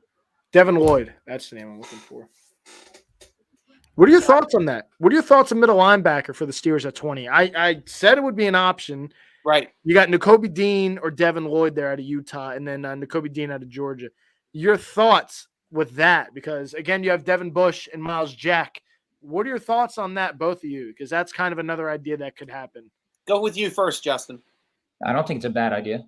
I mean, I think anytime we can make the defense stronger, I think there's other areas that we need better, to me, in my opinion. But It's not a terrible idea. I'm with you, too. Like, this is the point, too, where we were talking about we saw the way this is going. This has been very wide receiver heavy. So you can add another one. Jahan Dotson to Washington. Now there's people that are saying Dotson could have been a second-round pickup. And is that the guy out of Penn State? That is correct. He has gone to the Commanders. Wow, that is incredible. But yeah, so they pick up so fortunately at their draft party, which ended at 10 o'clock tonight, they were able to watch their first pick come off the board. They went a little tension there for the draft party. You said the draft party ended at 10? It ended at 10 because they're drafting at 11. How do you end it right after your pick? I feel like it'd be like lit right after your pick. Like, let's go. Exactly. Well, that's why they were expecting to draft at 11. They traded back to 16. Oh, yeah. So interesting enough that it still happened because we're going down there because everything's supposed to shut down at 10 o'clock. So they're geeked walking out of the stadium right now. We got Dotson. But yeah, for me too, like it looks like this is going to be the top interior lineman or linebacker dropping to us if it comes to that situation. And that's something you seriously do have to consider, even though you have Miles Jack and you have Bush, their man in the middle. I mean, it looks like we may not be picking up Bush's fifth-year option. There's been talk about that not happening. So it may be smart if they wanted to go in a different direction. If they think Bush is pretty much ending his days in Pittsburgh. Yeah, I like Devin Bush a lot. I think watching his tape with him working out, the workout videos, dude, I think he's going to have a huge season teamed up with Miles Jack on the inside. I think those guys are going to absolutely tear it up this season, and I'm really looking forward to it. And again, you don't love him, you don't have to pick up the fifth-year option. You can always re-sign him next season. You can tag him, whatever it may be. So I'm okay with them not picking up the option if they don't trust it. See what he does this year, kind of give him some motivation to get back to where he was. So a lot of Steeler fans giving him some slack, I think, needs to kind of pump the brakes because we forget how good he was year one and year two before he blew out his knee. Then all of a sudden we got on his case this season. Pump the brakes, see what he does this season, go from there. He had he's a smaller guy, and the fact that the offensive lines for the other team were able to get to the second level so easily, I think made it a lot more difficult for him to shed off some tackles where it looks like he's kind of put some muscle on so far. Yeah. We'll see what he looks like this season, another full year off of an ACL where, again, he didn't have time to put any muscle on. He was rehabbing a blown knee in his second season. So, you know, we'll pump the brakes on Devin Bush. We'll see what he does. But, again, I kind of mentioned it. Linebacker could also be the play because Nakobe Dean's a pretty damn good football player, and so is Devin Lloyd. Yeah, good point. Miles also saying, too, I don't see it. My boy Miles Jack is going to be a beast and make Devin Bush better as well. Yes, sir. But to me, the argument, too, is like that's what we were expecting last year when we picked up the other Jacksonville Jaguar inside linebacker in Joe Schobert. And that just didn't pan out. Oddly enough, though, Miles Jack does not have the Pro Bowls, like Schobert at least had a Pro Bowl. So how are you talking me off of the ledge thinking this is just going to be more of the same, picking up another Jacksonville Jaguar inside linebacker? How different is Miles Jack from Joe Schobert?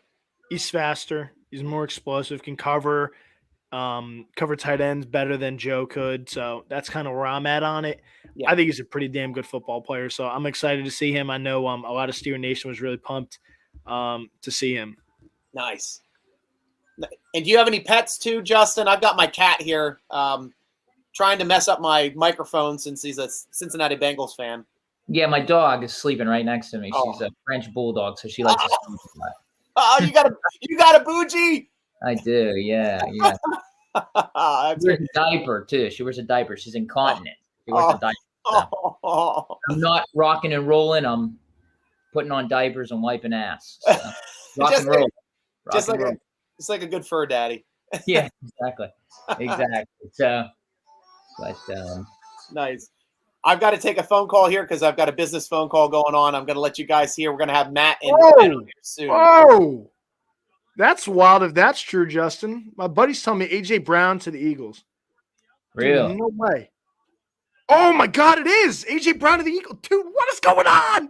Dude, oh, my Lanta. You're like way ahead of the ESPN stuff I'm watching because they're it's Twitter. It's Twitter. I'm telling you, Twitter's the way. Dude, they haven't even announced the Chargers pick at 17 yet.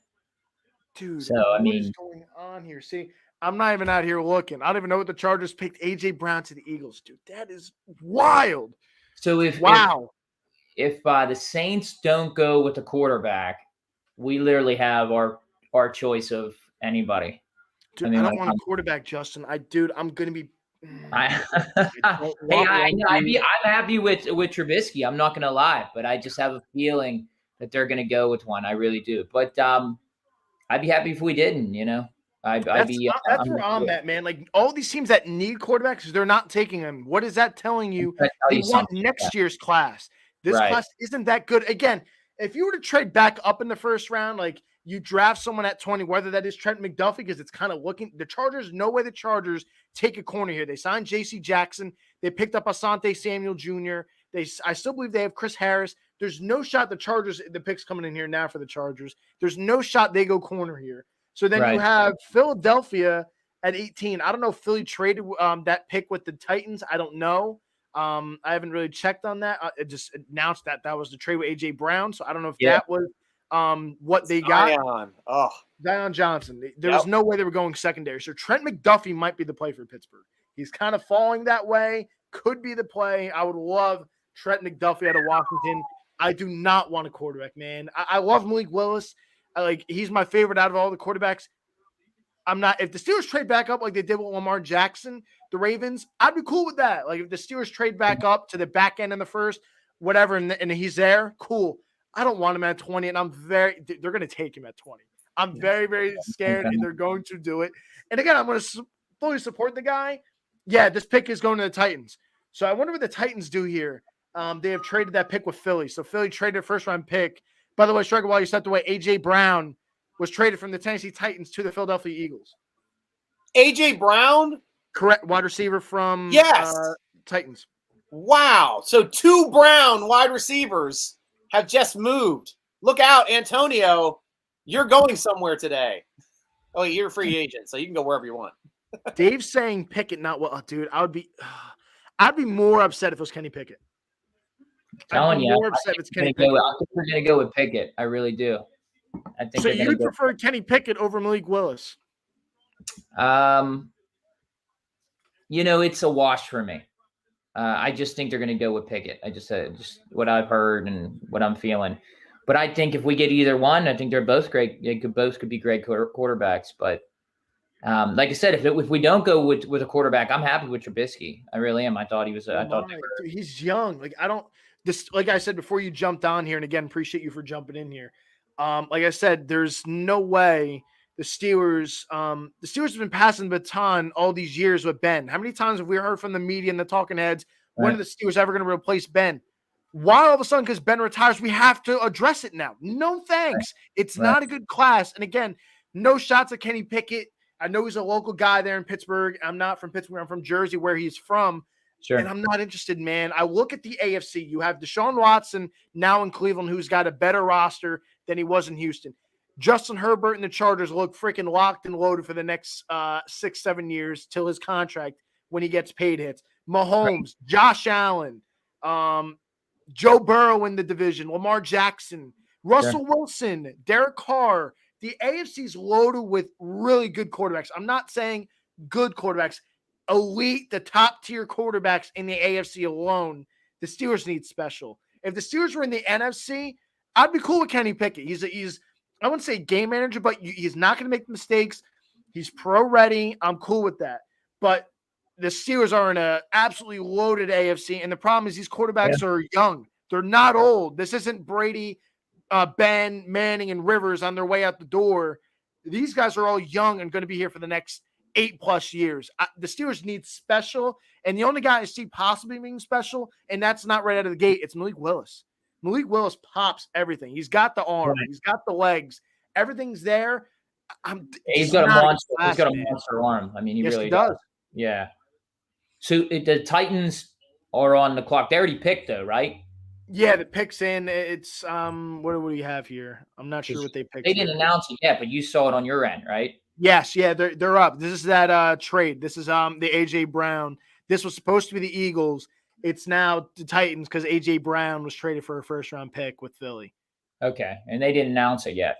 No, not yet. Is it Trey Burks? Yeah, it could be the kid out of Arkansas. I'm asking the guys in the Steer Nation chat. These guys are always a freaking ahead, it feels like. So I'm trying to see what the heck they got. And Trey Burks. At this rate, I'm not even watching the draft. The guys at Steer Nation right here. I'm getting a text saying Trey Burks, but I don't know. Could be. They have to go receiver here. There's no way they don't go receiver here because who are the receivers then? Right. They literally have no receivers. So there's it is Burks. Someone Rick here in our comments says it is Burke from Arkansas. If that is the case, I'm gonna trust you on this one, Rick. I'm gonna take you on this one, Rick. So Matt, that is right, dude. I forgot Robert Woods.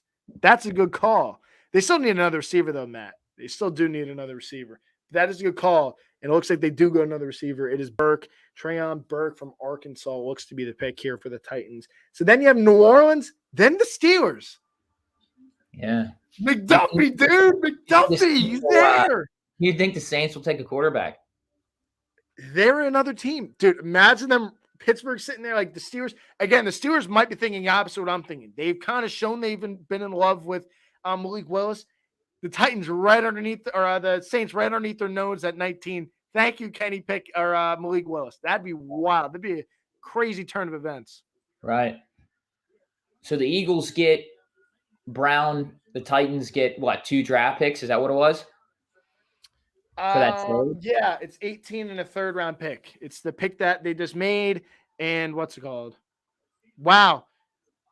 They already gave him an extension. 4 years, $100 million for AJ Brown. Eagles already paid him already. That's cool. Wow. How does that happen? How does the trade just happen now and the guys already have a new contract done already? Wait, 4 years, $100 million? 4 years, $100 million for AJ Brown. Yes, sir. That's $25 million a year. That dude, you could thank Jacksonville. This is Jacksonville's fault The wide receivers are getting paid. You can blame Jackson. Wow. Seriously. That's why I was trying to lock down freaking DJ to 18 mil a season. Back when he said 16 at the beginning of the year, I'm like, lock him down.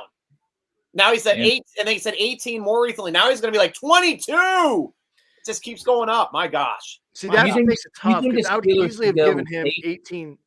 What was that, Justin? I'm sorry. You think the Steelers could go safety? I don't think here. Hamilton's gone. I don't think they go safety here. No way. I'm going to bring Matt back onto the show. We're getting pretty close to the Steelers drafting, and guys, I want to get your opinions, obviously, throughout the process when the Steelers pick up. So Matt's rejoining the group here with Justin Fabus, with Colton Gesser, and with myself. Ben looks like he's off the air right now, but as soon as he comes back, there he heard me. There you go. Ben's coming too. Oh, we got a 5-shot. I was waiting on standby here. I didn't want to see you guys would have me walking around or whatever. Oh no, that's fine. It's not on the air. It's down in the. I can be the only one that sees it since it's in my little box at the bottom, but I'm not always good there. No, it's all good. See, I don't know if you guys are seeing this stuff in the group chat. I know, Striker, you got a lot going on. Ben and Matt, I don't know if you just saw what Bill put in there. I can't take what Bill just put in there. I'm not trading Deontay Johnson for a first-round pick. No, I'm not doing that. But Hold on. It depended on the first round pick. Like if the Titans said, hey, or if the Eagles said, hey, I'll give you 18 for Deontay Johnson. Oh, right. Now, granted, there's no one available that I would want right now. I mean, I didn't want Treylon Burks. At this point, no, you don't want to do that. Yeah, I didn't want Treylon Burks. If Olave was on the board or Williams or someone like that, sure. But I guess I wouldn't at this point just because I don't want Burks. So you two just joined in here. The Saints are on the clock. The Saints have kind of been rumored to a quarterback possibly. How wild would it be if they take Malik Willis right one pick before the Steelers? And I don't know what the Steelers are doing. In my head, I don't want it. Everyone knows this. I don't want a quarterback. But if the Steelers are thinking Malik Willis at 20, the Saints are at 19 and take Malik Willis. How wild of a turn would that be for the Steelers? Do you see the Steelers panicking and trading back? Same token, McDuffie would be there. I'll say Trent McDuffie. I heard you say Trent McDuffie. I'm agreeing with you. He's still. I can't believe. I mean, obviously, people know more than we do, but yeah, and Jermaine Johnson, Matt, you're exactly right. I actually got to go Trent McDuffie. We did a draft within all of the podcasters on the on one of the networks that I'm involved with the Philly broadcast. They always bring everybody in, somebody from each team, and we did a mock draft just the way it fell. You know, Malik Willis is off the board. Hamilton was off the board. Davis is off the board. So I went with McDuffie because McDuffie was there. So that was at least my pick on that portion of a mock draft. But yeah, honestly, it's either going to be Duffy or it's going to be a quarterback. It looks like. It's just, oh gosh! And as we get closer and closer, it's just ugh. Ben, I'm shaking in my toes. Why am I nervous? I don't know what to do here because if they take quarterback, like I've said it, if it's Willis at 20 where they didn't move up, I'd be like okay with it, even though like inside I'm still gonna hate it. What do you think the Saints do here? Like the Saints are kind of like they have a lot of moving pieces. What do you think the Saints do here? I would guess quarterback, quite honestly. Yeah, I mean, quarterback. I mean, do they need a linebacker? Devin Lloyd's still there. Do they need a center? Linderbaum. And I think Nakobe Dean is they still have there, Cesar right? Ruiz though. Yeah. They already have Cesar Ruiz that could play center and guard. Okay, well they don't need center, so I just didn't remember who they got here. Oh gosh, guys, Jermaine Johnson, edge rusher. I mean, yeah, but they already have what's his name? They have the kid they draft Davenport, and they have Cam Johnson already. Yeah, I mean they have people, but it doesn't hurt to get another one. Yeah, I just don't know. That's why I'm just throwing people out here because he's the highest rated player I have left. So, boys, dude, I can't believe Hollywood Brown got a first-round pick. Like, how does that happen? He's not good. Like, and why does Arizona need more weapons? Is AJ Green a free agent? Well, no, he re-signed with the Cardinals, but I'm they guessing have that Marquise Rondale Moore Brown already, or whoever the other receiver is. Yeah, I'm guessing that Marquise Brown is coming in to take the place of like Christian Kirk. Dude, but that's so stupid. to trade a first rounder for him, I mean, that's a little bit more than just a rotational guy. You're not going to play a 4-receiver set every single down necessarily. Saints are taking Penning. Really? Really? Wow. That's what I Oh said. God! Oh God! I don't Penning! boys, I can't do this, boys. I can't. We were so off. Can't Thor do from this, Black, boys. 46 minutes ago, Pittsburgh Mayor Ed Gainey tweeted that he wants to bring the NFL draft to Pittsburgh. That would be great. Oh God, boys, we're on the clock, boys. We're on the clock! Please, Trent McDuffie. McDuffie, please. Oh my Lord, please take Trent McDuffie. The thing is, we have to keep in mind is that there's a lot of players that are around now that we thought were not going to be there. So Right. it's my half glass full is that I'm going to be happy wherever they go, assuming it's not like a Sam Howell, something like that. Yeah. But I mean, there's still a lot of talent at That's this my part in the point, draft. Ben. This is my point. They can do a Ravens thing. If the Steelers want to trade back late first round to get Willis, if they truly think that's their guy, do it. McDuffie, bro. Please take Trent McDuffie. Please, my God. Bro, him, Witherspoon, Wallace, and Sutton, hell yes. I'm all for it. Please. You can move Sutton inside. Dude, please take Trent McDuffie. Oh, Lord. I think they're taken. Stryker, you go first. Right now, it looks like it's going to be Malik. I mean, I want McDuffie, but writing's on the wall, Malik. I think Malik. It goes against my gut and what I want, but I think Malik Willis. I'm gonna go with Kenny Pickett. Please, yeah, Raymond's with you there too. Kenny Pickett. I'm wetting my pants. That's what I'm doing. So, Matt, all I ask, don't spoil this one. I'm flipping my phone. I actually don't want to be spoiled on this one. Please Great. do not. Don't want to be spoiled. Oh God, how am I supposed to do that? Everyone's gonna see it, but you and Stryker. Well, What are we talking about? Yeah, Stryker can't see it. if you just Justin's on with me. He's on the delay with ESPN like me, and it's just you and Ben. So both you shut your trap. Yeah, Don't you ESPN's spoil it. real delayed. ESPN's real delayed compared to everybody Don't else. you freaking spoil it, boys. All right. Don't you do it. I'm going to jump through this screen. I'm going to fight both of you. Shut your traps. I'm enjoying this pick or I'm hating it. So, all right? Relax. Well, right now, Trevor Penning just came off on my screen. So Me too. That's where I'm at. I don't think you want to wait that long. All of Steeler Nation here. We can go just on the thread here on Steeler Nation. Steeler Scotty's saying Linderbaum. He'd like Linderbaum here at this spot. That would be a center. But there's no need. I don't think there's a need for a center at this point where the Steelers are. I mean, with Mason Cole and Kendrick Greendale are just stocking it out. I mean, that's what you want going into camp. So I don't see Linderbaum really. I know who it being is at this point. Shut up, Matt. Matt is the canary in his the coal initials. mine. Just say his initials. Oh, yes. Really? I'm going to jump through the screen if you Hey, see Matt, it. do you want to say his position? No, it's going to give it away. No, give it away too. At that Oh, rate, it will. say it. And then it might be something good because there's a lot of quarterbacks available. I'm gonna stay quiet until someone else sees it. Bro, I'm going to fight you. Did we just trade back? Did we just trade back? Oh, I wish. I mean, trade back was always my number one choice, but that Oh, you was said I wish. Oh, dude. You said I wish. You might have given something away I don't want you to do, Matt. no trade back was always my number one choice here because of how deep this. All right. Yeah. Unless Get more someone like Kyle picks. Hamilton was there. Yeah, But right. he's not Yeah. there, so. Ben knows too. Ben, shut your face, dude. I don't know why you guys all look and cheat. I don't know why you don't just enjoy the I pick. just don't know why you take a kicker at 20th overall. Yeah. Bill sent that in the group. Let's make some bets. We should make a bet who's getting who. All right, Matt's not allowed to bet though. Matt's not allowed to bet because we're just donating money. We already talked about who we thought it was going to be. So you thought Pickett, I thought Willis. Who did you think, Colton? Were you saying McDuffie? Yep. Please Which give I me hope. McDuffie. Which I Oh, hope. we gotta wait after commercial, Justin. This is nonsense. Did we go to commercial on a Pittsburgh Steeler pick? Nothing is more Pittsburgh Steelers than going to commercial Yo, if on a it's in that Pittsburgh private Steeler. chat, I'm going to click on the private chat. I hope it's not there, Matt. And guys, here's what I'm going to do. We're going to go with Steeler Nation. Steeler Nation's going to break it in the comment section. Oh, Colton. Oh, buddy. Just open another beer. Hey, guys, maybe centers. Just drink, man. Yes. Malik Willis. Miles, it would be the greatest under radar move. We're going to wait. Oh, they are showing Pickett waiting. No way. Ah!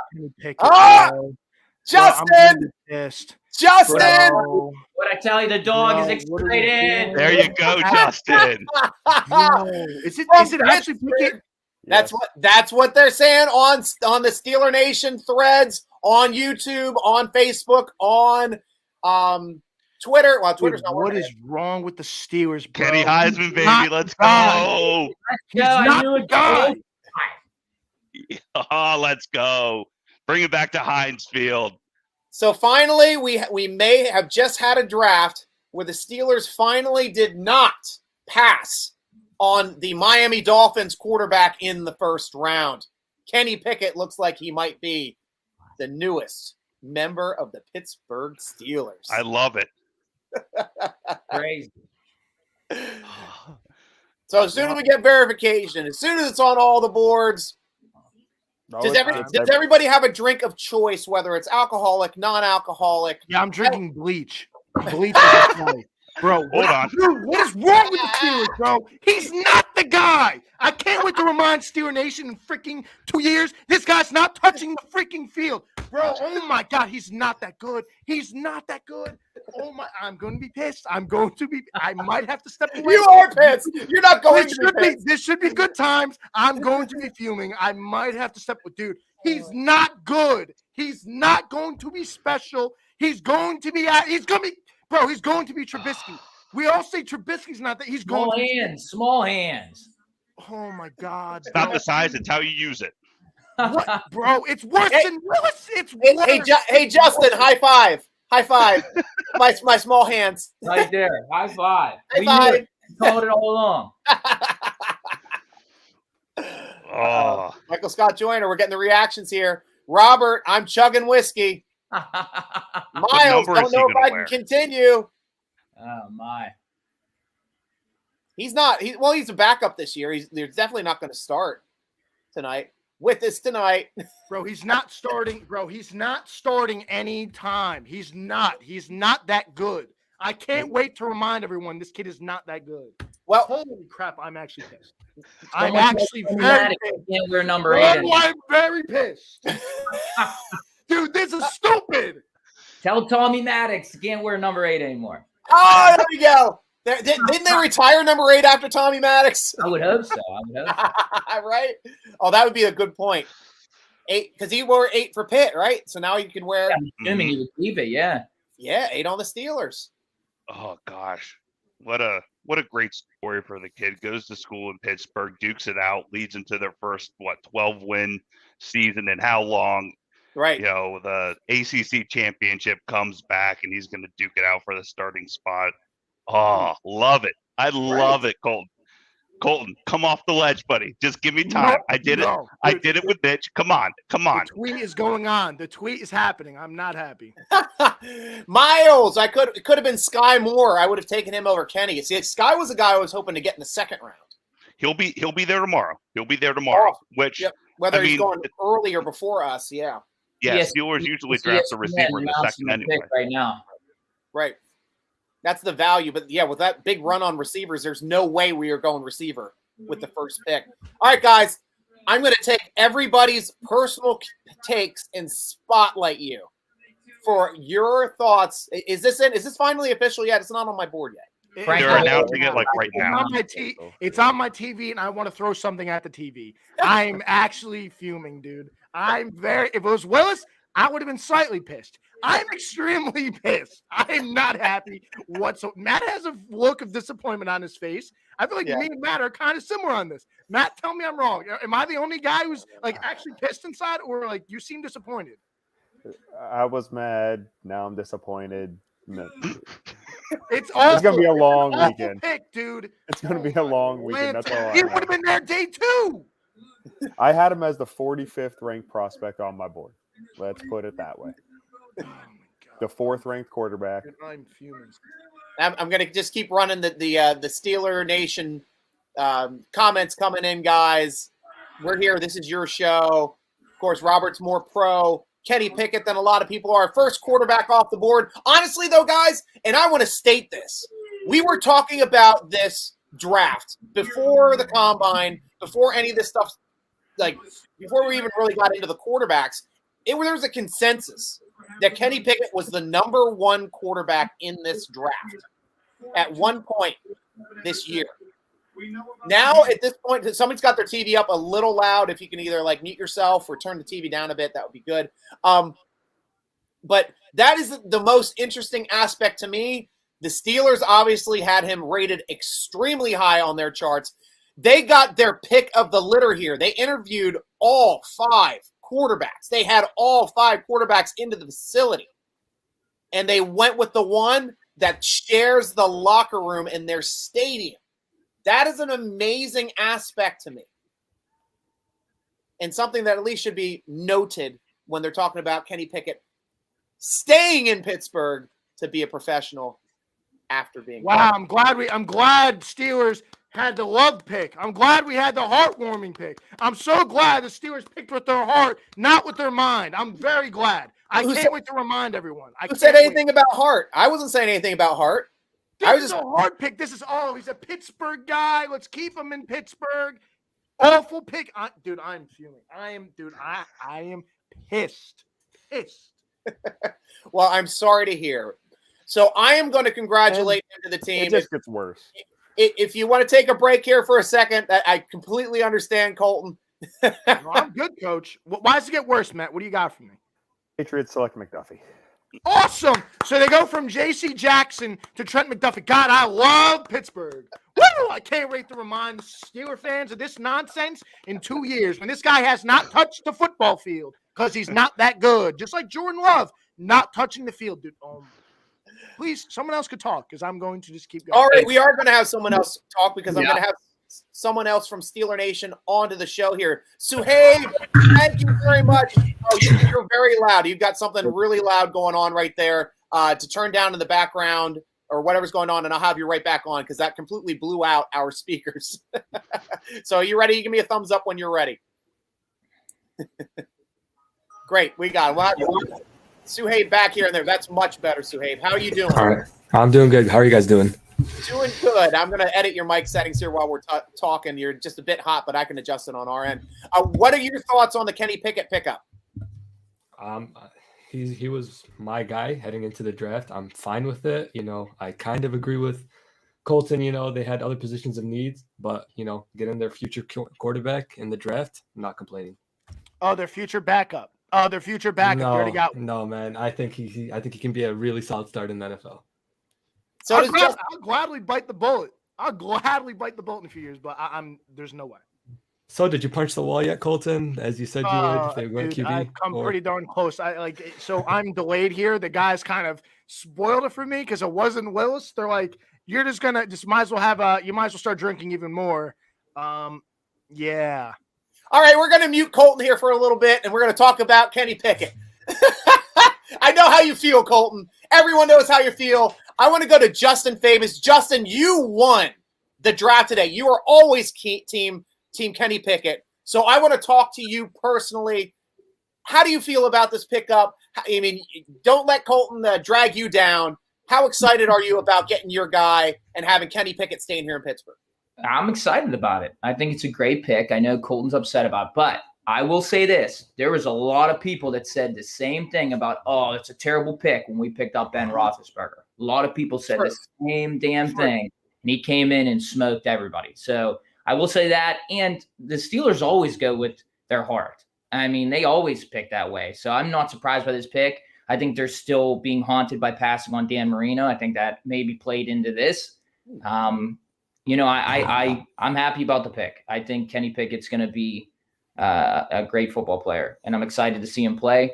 I think he, like I said, people were saying the same thing about Roethlisberger when we picked him and said it was a bad pick, and I'm excited to see the black and gold with the number 8 at a quarterback. I love Tommy Maddox, and let's go. Kenny Pickett in a big number 8. He's going to kill it. Perfect, man. That's great. Thank you so much, at least, for letting us know your exact reasonings, because we've got to start being a little bit positive eventually. Maybe not this week, Colton, and I understand that completely. But eventually, He is going to be a Pittsburgh Steeler. He's going to be talked about a lot coming into training camp and preseason and everything else. Suhaib, I want your complete opinion on this draft, on how you see the pickup of Kenny Pickett. Yeah, I'm 100% like on board with this pick. You know, the Steelers, as you stated earlier, they did their research. They brought in all 5 QBs. And at the end of the day, I'm going to trust Colbert and Tomlin that they made the right choice. They did their homework.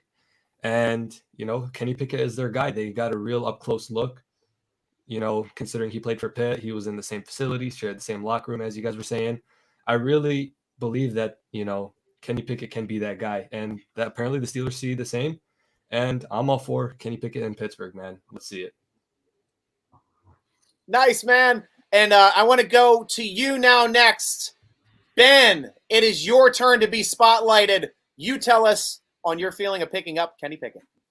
Well, I'll say this. A lot of people think that there was a big battle in Gettysburg in the year 1863 of Pickett's charge. That may have been, but this is the second coming. All right, get ready for a new battle cry here. A Pickett's charge coming through the Three Rivers here in the Heinz Field. Love the pick.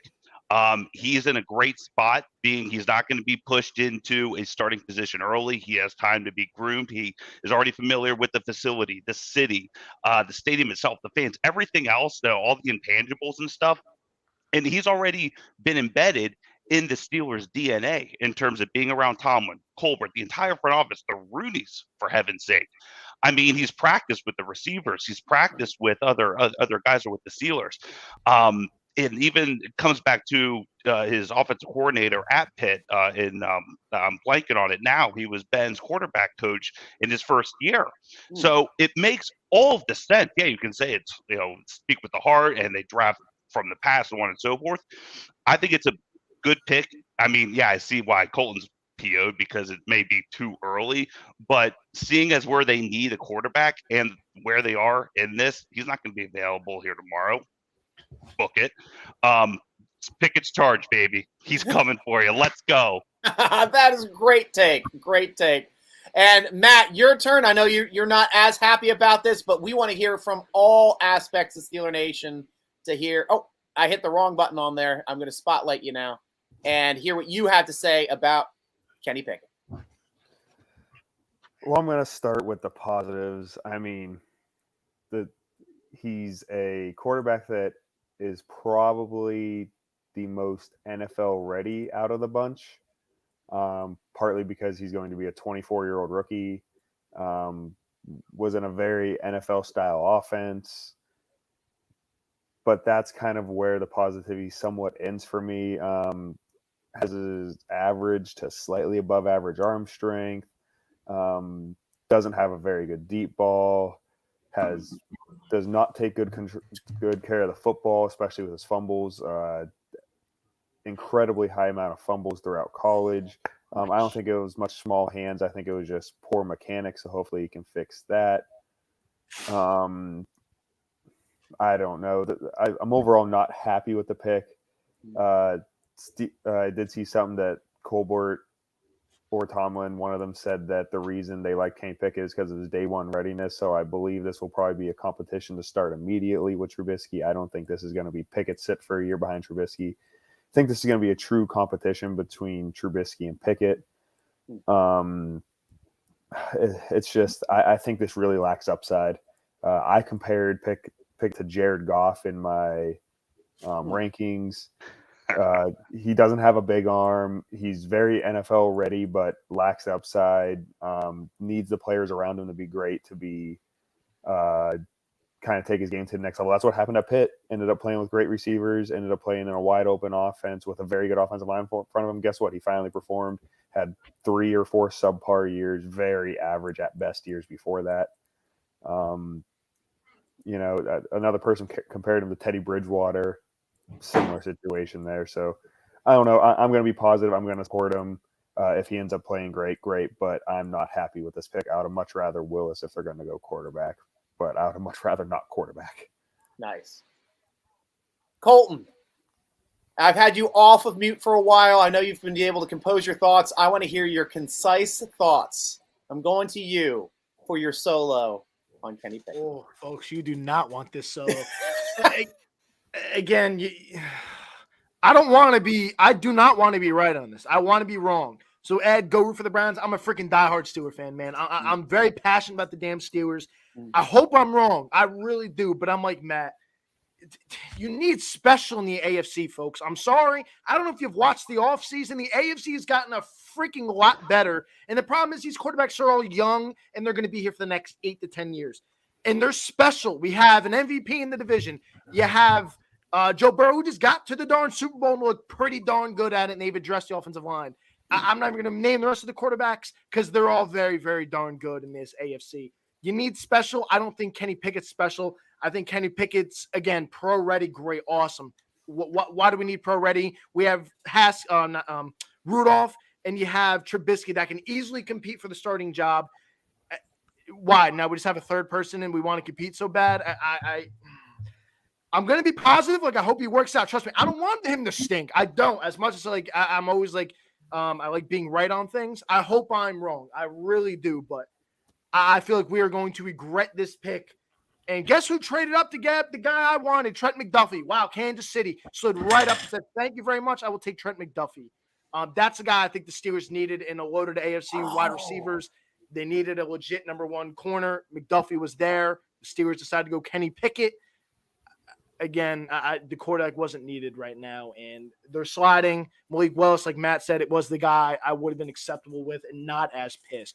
I actually would have been like okay with Willis. I'm actually like pissed. I'm very upset. But again, I hope I'm wrong. Yeah. So like Ed, I know go root for the Browns. I sound like a Debbie Downer. I'm all in on the Steelers. If the background doesn't give it, my passion is there for the Steelers. I love the black and gold. So I hope I'm wrong. Again, I'm a guy from New Jersey. Kenny Pickett's a Jersey guy from Ocean, New Jersey. I want him to succeed. And I hope that is the case. I just don't think he's going to be special. Where Malik Willis had the potential to be special with the arm, the legs. And that's why I would have been less upset if it was Malik Willis. I would have loved it, but that's would have been my case. And we've been seeing that too. Like the Steelers, the way it seemed like they were vetting quarterbacks, it seemed like they were leaning hard that it was going to be Malik Willis if they're going to go quarterback. So for them to be like, this is one of the first times where they were all in on a position, but it wasn't the player we thought it was going to be. That's like the first time they were ever able to pull that off. Only thing that would say that, Stryker, is the fact that they see him all the time. So they don't have to go and like talk to him. Clearly, they probably had their sit downs and stuff, but they didn't have to go hardcore on the research on him because he's in the building. They see him. They see him at practice. They watch the games. They watch him. They see him. They know what he is.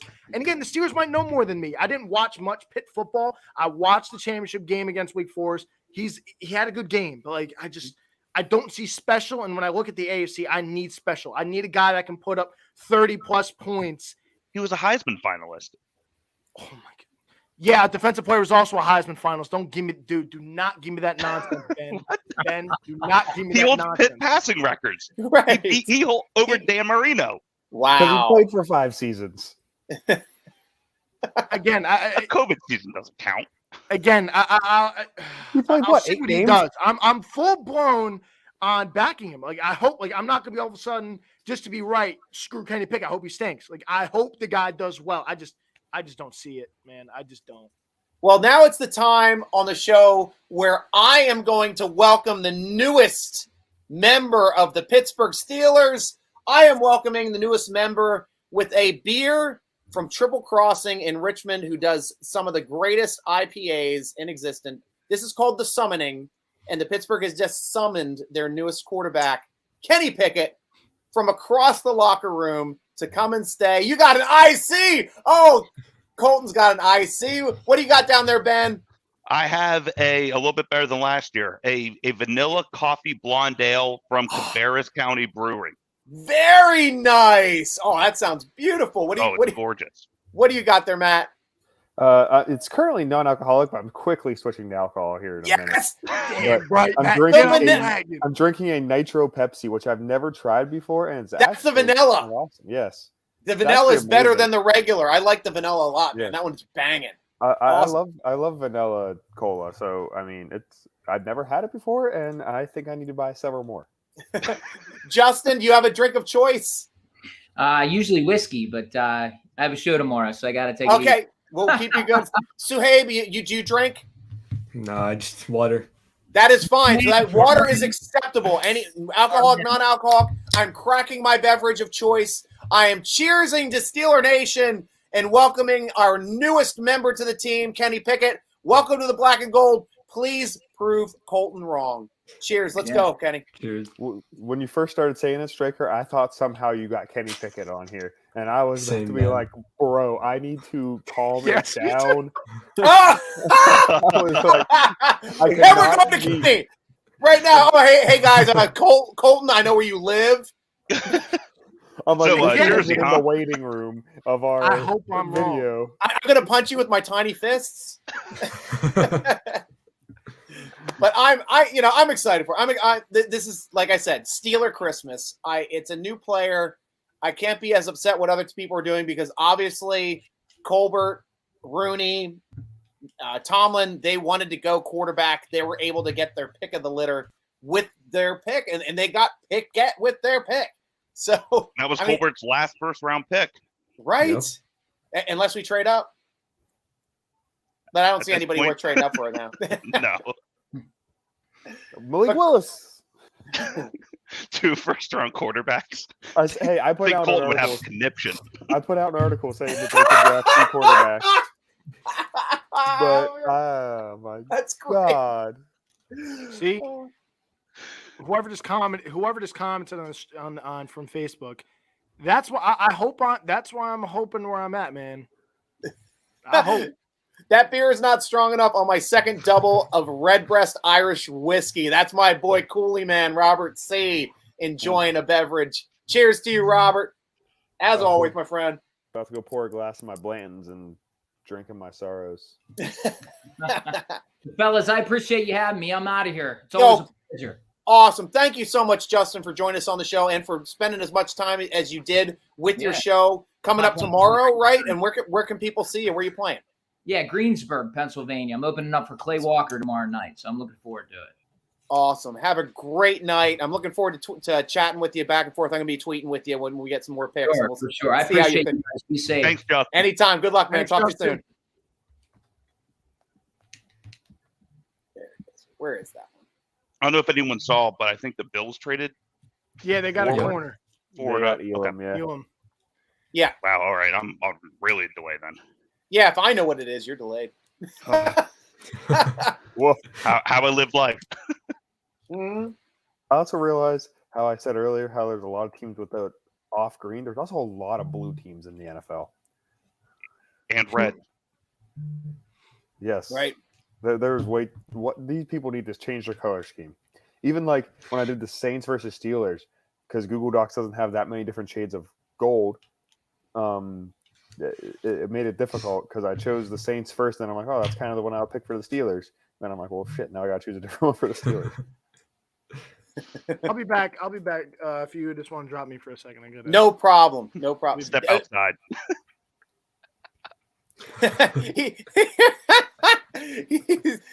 Don't jump off the bridge, Colton. Don't jump off the bridge. It's not We worth call it. the hotline. The Kenny Pickett hotline. Jerry over here. He has 3 games to take over the starting job and start putting up 400-yard games. Otherwise, he's a bust. That's a great Pittsburgh Yinzer mentality for any drafted player coming into the league. I remember people calling Troy Polamalu a bust. The game that he came in, we were playing against the greatest show on turf against the Rams. And I think he jumped in front of a pass and it went right through like his 6 hole and his elbow, and like Holt caught it behind him and ran for a touchdown. Everybody's like, oh, he's trash. He's the worst ever. People complaining about his head size being too big. And then then he's going to get concussions all the time. What does he do? He becomes a Hall of Fame. And Cam Hayward, he even considers himself as a bust. So I've never at least heard anybody call Cam a bust. So on his interview with Pat McAfee, this was I think last month, he said that he considers himself a bust because he didn't really gain the starting job until his second year in the league. Like his first year wasn't really that. He was more of a rotational guy, which I didn't even notice until he said it. Yeah. But yeah, he really wasn't a consistent starter until 2011. He was drafted in 2010. Just like, no, he is not a bust at this point. I would say that's great investment. Right. And how about like the greatest pick? I mean, look at the TJ Watt draft. You think that we're going to redraft that draft and him not go 1 in that draft? Right. I mean, the guy is insane, and he keeps getting better every year, and he's starting to put himself into elite territory the way he's racking up sack numbers. Looking to break the Steelers' all-time record for sacks in his 6th year. In his 6th year. He can hit 100. It's insane, this guy. Man, it's just he's going to be the first Steeler player ever to hit 100 sacks. Yeah, I wouldn't be surprised. Yeah, just looking at it right now. Currently at 72. Probably not going to break it this year. I don't think he's getting 28 sacks this year. Got a shot at it. A year and a half. Yeah, but a year and a half, but definitely got a chance of getting another, 15, I think is doable. He'll do it at the home opener, probably in 2024. So what do you guys go ahead. No, I was just saying he's currently at 72 sacks. That currently sits behind James Harrison's 80 and a half. So he only has 8.5, 7, 6.5 sacks to go to tie James Harrison. 7 sacks, and he has the outright lead. So he should be doing that by mid-season next year for the all-time lead in sacks in Steeler history in his 6th year with all the great players that we've had. Joe Green, L.C. Greenwood, James Harrison, Porter. The Porter got a ton of sacks too. Jason Gilden, who was our sack leader, official sack leader. When they went back and did the numbers, Joe Green had an extra half sack above him. L.C. Greenwood had 78. Greg Lloyd. Oh my Lord. Yeah. Passing Lloyd. Now he's 10, I think, on the numbers. Gosh. And Kevin Green. Yep. Kevin Green. I think he's lower just because he didn't play the years. I'm just saying strictly for sacks by a Pittsburgh Steeler. Oh, gotcha. Yeah. So that's all I was going for on that. And that's so just as an aside, the way that I think the second round here for tomorrow, starting at I think it starts at 7. I mean, looking at these players that are still available who are just sitting and waiting in the green room, man, tomorrow's going to be, I think, a fire sale. Like I said, second and third rounds, I think, are going to be popping here compared to what we've seen here so far this evening. This is just, it's setting up for an exciting weekend. And here's an interesting fact too. Cameron Hayward's at 68 sacks. He's number 6 all time if you include Greenwood and Green's stats. So in 166 games, Hayward has 68 sacks. In 77 games, Watt has 72 sacks. He's nearly averaging a sack a game for his career. That's going to be all-time numbers if he can continue that path. And recently, he was at a 1.7 this past year for sacks per game because I was tracking that. And that's something that's really it's really difficult to be maintain anything over a 1 for a season because you're getting 16 sacks that season if you have a 1. 22 and a half sacks in not even 17 games this year. It was down to what did he miss? 3 games last season? Yeah. That's just insane numbers. Insane numbers he was putting up. Oh, man. Miles is saying round 2, if it's Skye, I will be happy. And I will too. Honestly, I would be very happy. Yeah. He going to step out to cry. That's great, Robert. Right. COVID-19 rules are in effect. I think that Mason Rudolph could, in fact, be on the practice squad, right? I don't know how they haven't officially released what the practice squad rules are yet, but since we're still in technically the pandemic, I could see them extending that and having the veteran benefits and things like that. But Steelers keep 3 on the roster, like you correctly have been saying, but you guys were going back and forth internally within your own comments. I didn't have to show them all. But yeah, Steelers keep 3, and right now Rudolph's on the roster as well with Trubisky and Pickett. They're going to have to pick up a camp body. And I think at this point, I don't even pick up a second quarterback in this draft. Matt, did you see who the Cowboys just drafted? Or not? Sorry, Josh. I know I'm on delay. Yeah, Tyler Smith. He's played tackle at Tulsa. I think he's better at guard. I think he'll be the Lyle Collins replacement. Yeah, but at 24, I had him. Where'd I have him? I just had him. I had him at 37. So I mean, it was a little high, but I mean, I did a mock yesterday. I had, I think, Zion Johnson going to him. Okay. So I mean, it was just everyone's off the board. I mean, unless you wanted a center, which they don't need, because Linderbaum's still out there. I mean, all the other offensive linemen that I have above him are gone. Has Penning been drafted? Did we see Penning that? was the Saints. Yep. I thought that was a major reach. I also had Tyler Smith above Penning. I thought Penning was very raw mechanically. Yeah, I think he's a little overrated. He's very too, slow. Yeah, people loved him at the Senior Bowl because he was mean and just tried to run everyone over. But if it don't matter, you can't throw guys in the NFL. That's easy hold. If you hold them, if you can't throw them into the quarterback. Yeah. So I mean, I had Penning as my 48th prospect. So, woof. But so could Logan Hall be there in round 2? Yes, Cope, he is my boy out of UH. Would you guys think about Logan Hall being an option in round 2, or would you say maybe pick him up a little later in the draft? I think there's a chance he's there. I have him as my 42nd prospect. He would be an interesting fit in the Steelers defense. I think he'd be kind of in between positions a bit. That's my only concern with him. I think he fits more naturally in a 4-3 where he can be a little bit more of a gap penetrator versus kind of like a block eater, which is what a lot of the Steelers 3-down linemen do. Even though Cam Hayward does get into the backfield, that's not his first primary goal. His first primary goal is to keep the linebackers clean. And that's not really Logan Hall's game, but they've drafted 4-3 linemen in the past because you kind of have to. There's not enough 3-4 defensive linemen readily available. Yeah. So I think that he could work with it because he's athletic, position versatility, but it'll just be a weird fit for him the way he plays in a 3-4. But I think there's a chance he's there, but there's only probably a couple more interior linemen, defensive linemen that I have ahead of him. Maybe Devontae Wyatt and Travis Jones, I think. Yeah. And Suhaib, now that we've got a quarterback this round, who are you targeting in round 2? Wide receiver. I feel like that's going to be the next pick, especially if a guy like Pickens, who's still falling, if he's there. Skye Moore, Christian Watson is still available. There's still a ton of guys, honestly.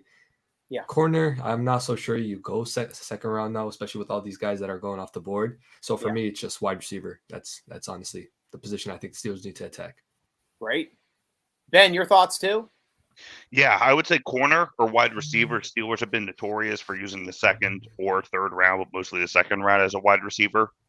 So, I agree is that I would expect to see a receiver. Third round, I would say maybe a cornerback as well. There's still Kyler Gordon out of Washington, who I still really like. There's still a lot of depth there still at the cornerback position that's going to be drifted into tomorrow. It's McCollum out of Sam Houston State is another one. So I would say a wide receiver and cornerback here for tomorrow. Nice. And I'm going to welcome back Colton Gesser from his walk around the block. Time to have a cigarette, relax, take a couple shots.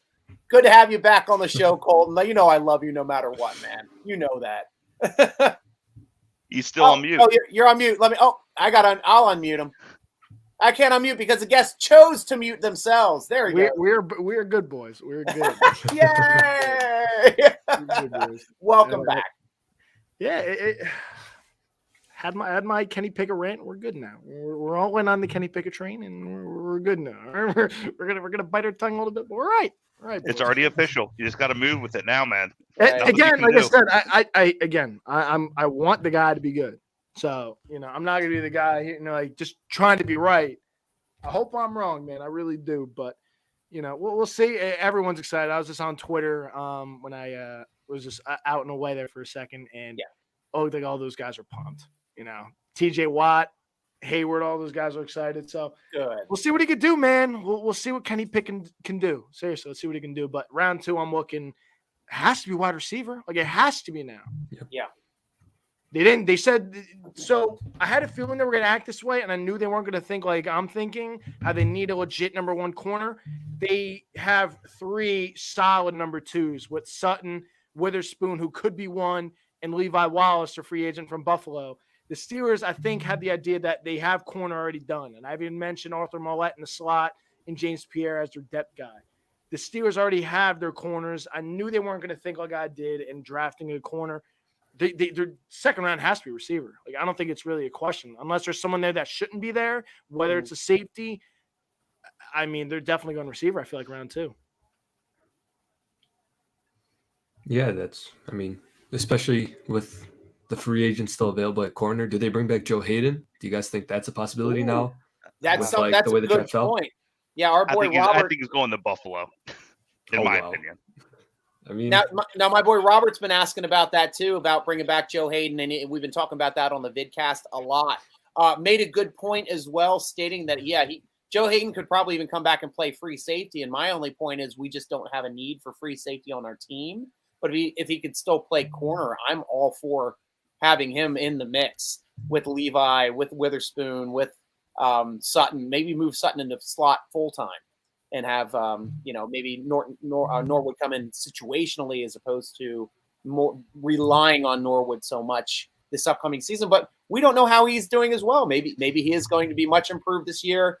He was already a 7th rounder that started in his first game as the slot corner. So would be really interesting to see how he develops this year. I mean, yeah, I could see the only way I could see Hayden really coming back into Pittsburgh is to be, I think, back to almost like a Deshae Townsend and like Willie Gay, kind of like almost like a profit sharing, if you will, or a timeshare, opposite of Mike Taylor. That's really it. But I mean, I think I was talking with my buddy today, who's a big Buffalo Bills fan. He said that he's been seeing Joe Hayden up there in Buffalo. He's been talking with Von Miller. So they think they're waiting probably after the draft and maybe picking him up then. Right. See where the cards fall in the draft. Well, Baltimore's offensive line got better. Do they have a need for free safety in Buffalo?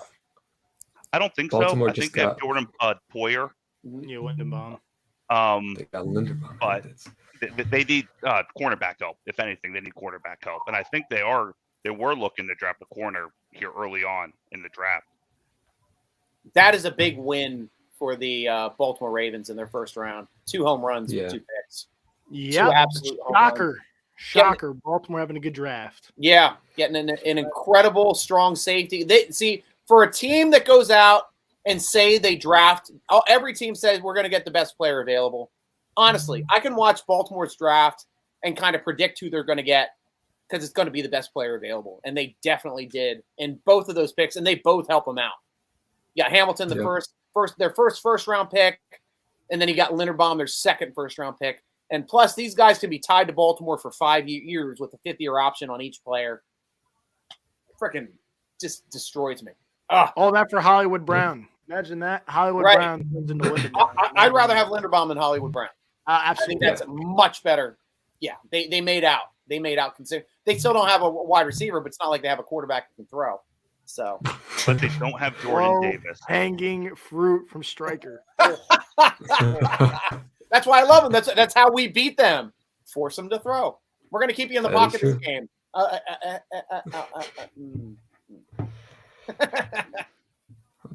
We got another trade.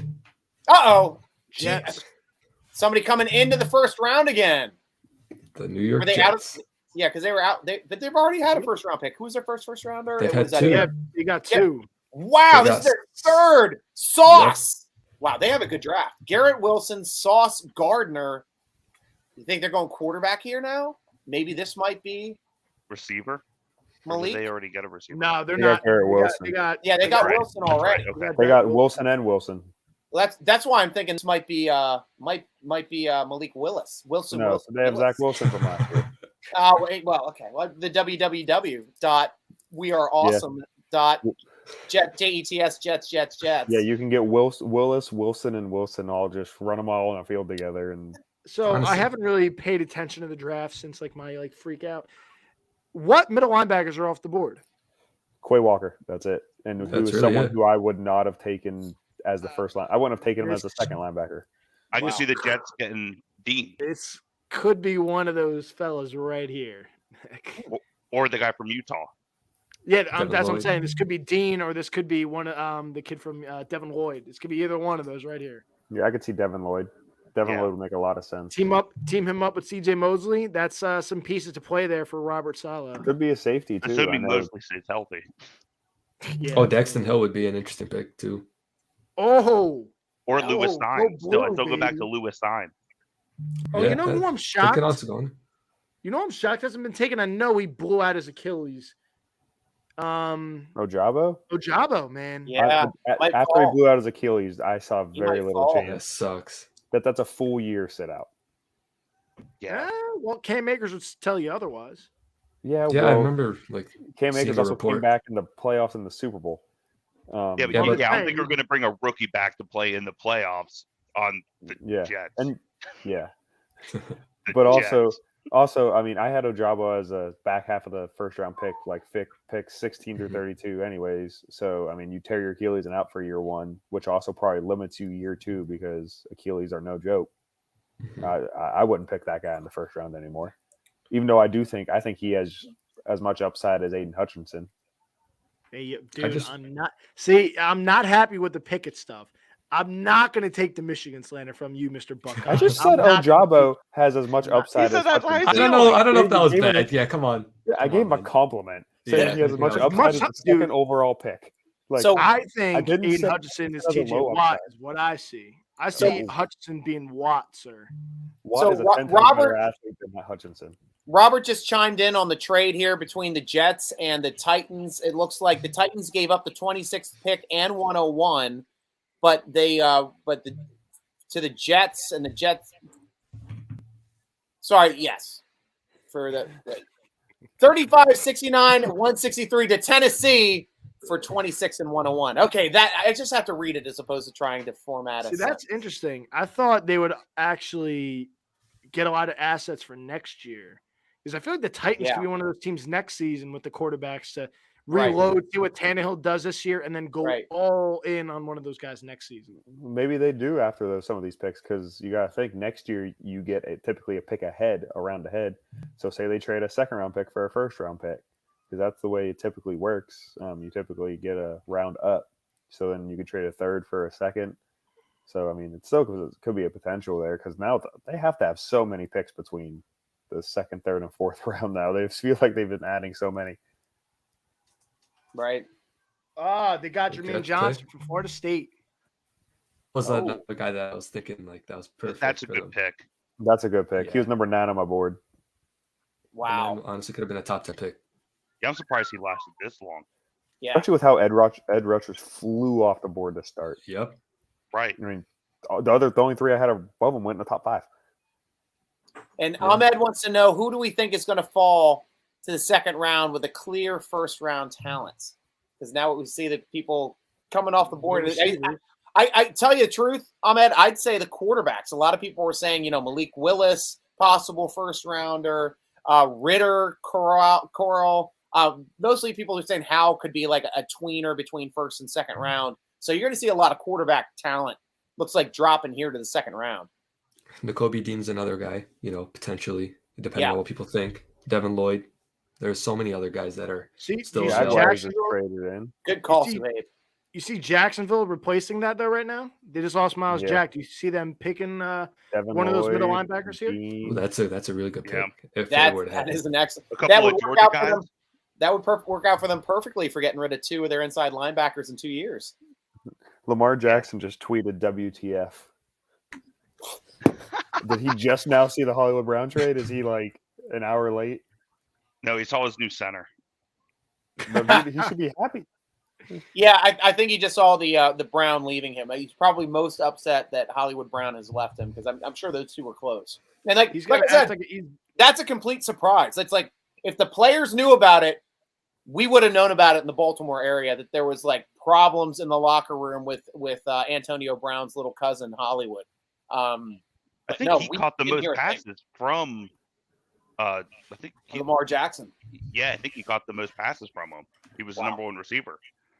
Well, last year I thought it was their tight end, but I think in general, probably like over the career for Lamar Jackson, I think as a receiver, as a receiver. Yeah. Oh, as a receiver, not as a tight end. Wow. even like just going back to the top talent here going into here at some point in second or third. I still like Kobe Bryant. I mean, we already kind of had him pinned as like a day 2, but dude was ranked. He was voted the number 1 cornerback in college football last year. He won the Jim Thorpe Award. So, I mean, if I'm looking at secondary talent here for next year, I'm looking at Kyler Gordon. I'm looking at him, really. I'm looking at Kobe Bryant, those 2 guys. Ahmed's a funny guy. Funny guy here. Uh-oh, what happened? Did you not see his comment over here with small hands picking under center? Whose stock's going up? Oh, yeah, that's a good one. Yeah, small hands. Whose stock is going up, Deontay or not? Well, I'm saying it's Najee because I've been saying it for the year. We are a Najee Harris offense. We were a Najee Harris offense last year with Ben Roethlisberger. We will be a Najee Harris offense this year again. Unfortunately, we have much better interior offensive linemen. We'll see if we can add to the tackles as well in this draft.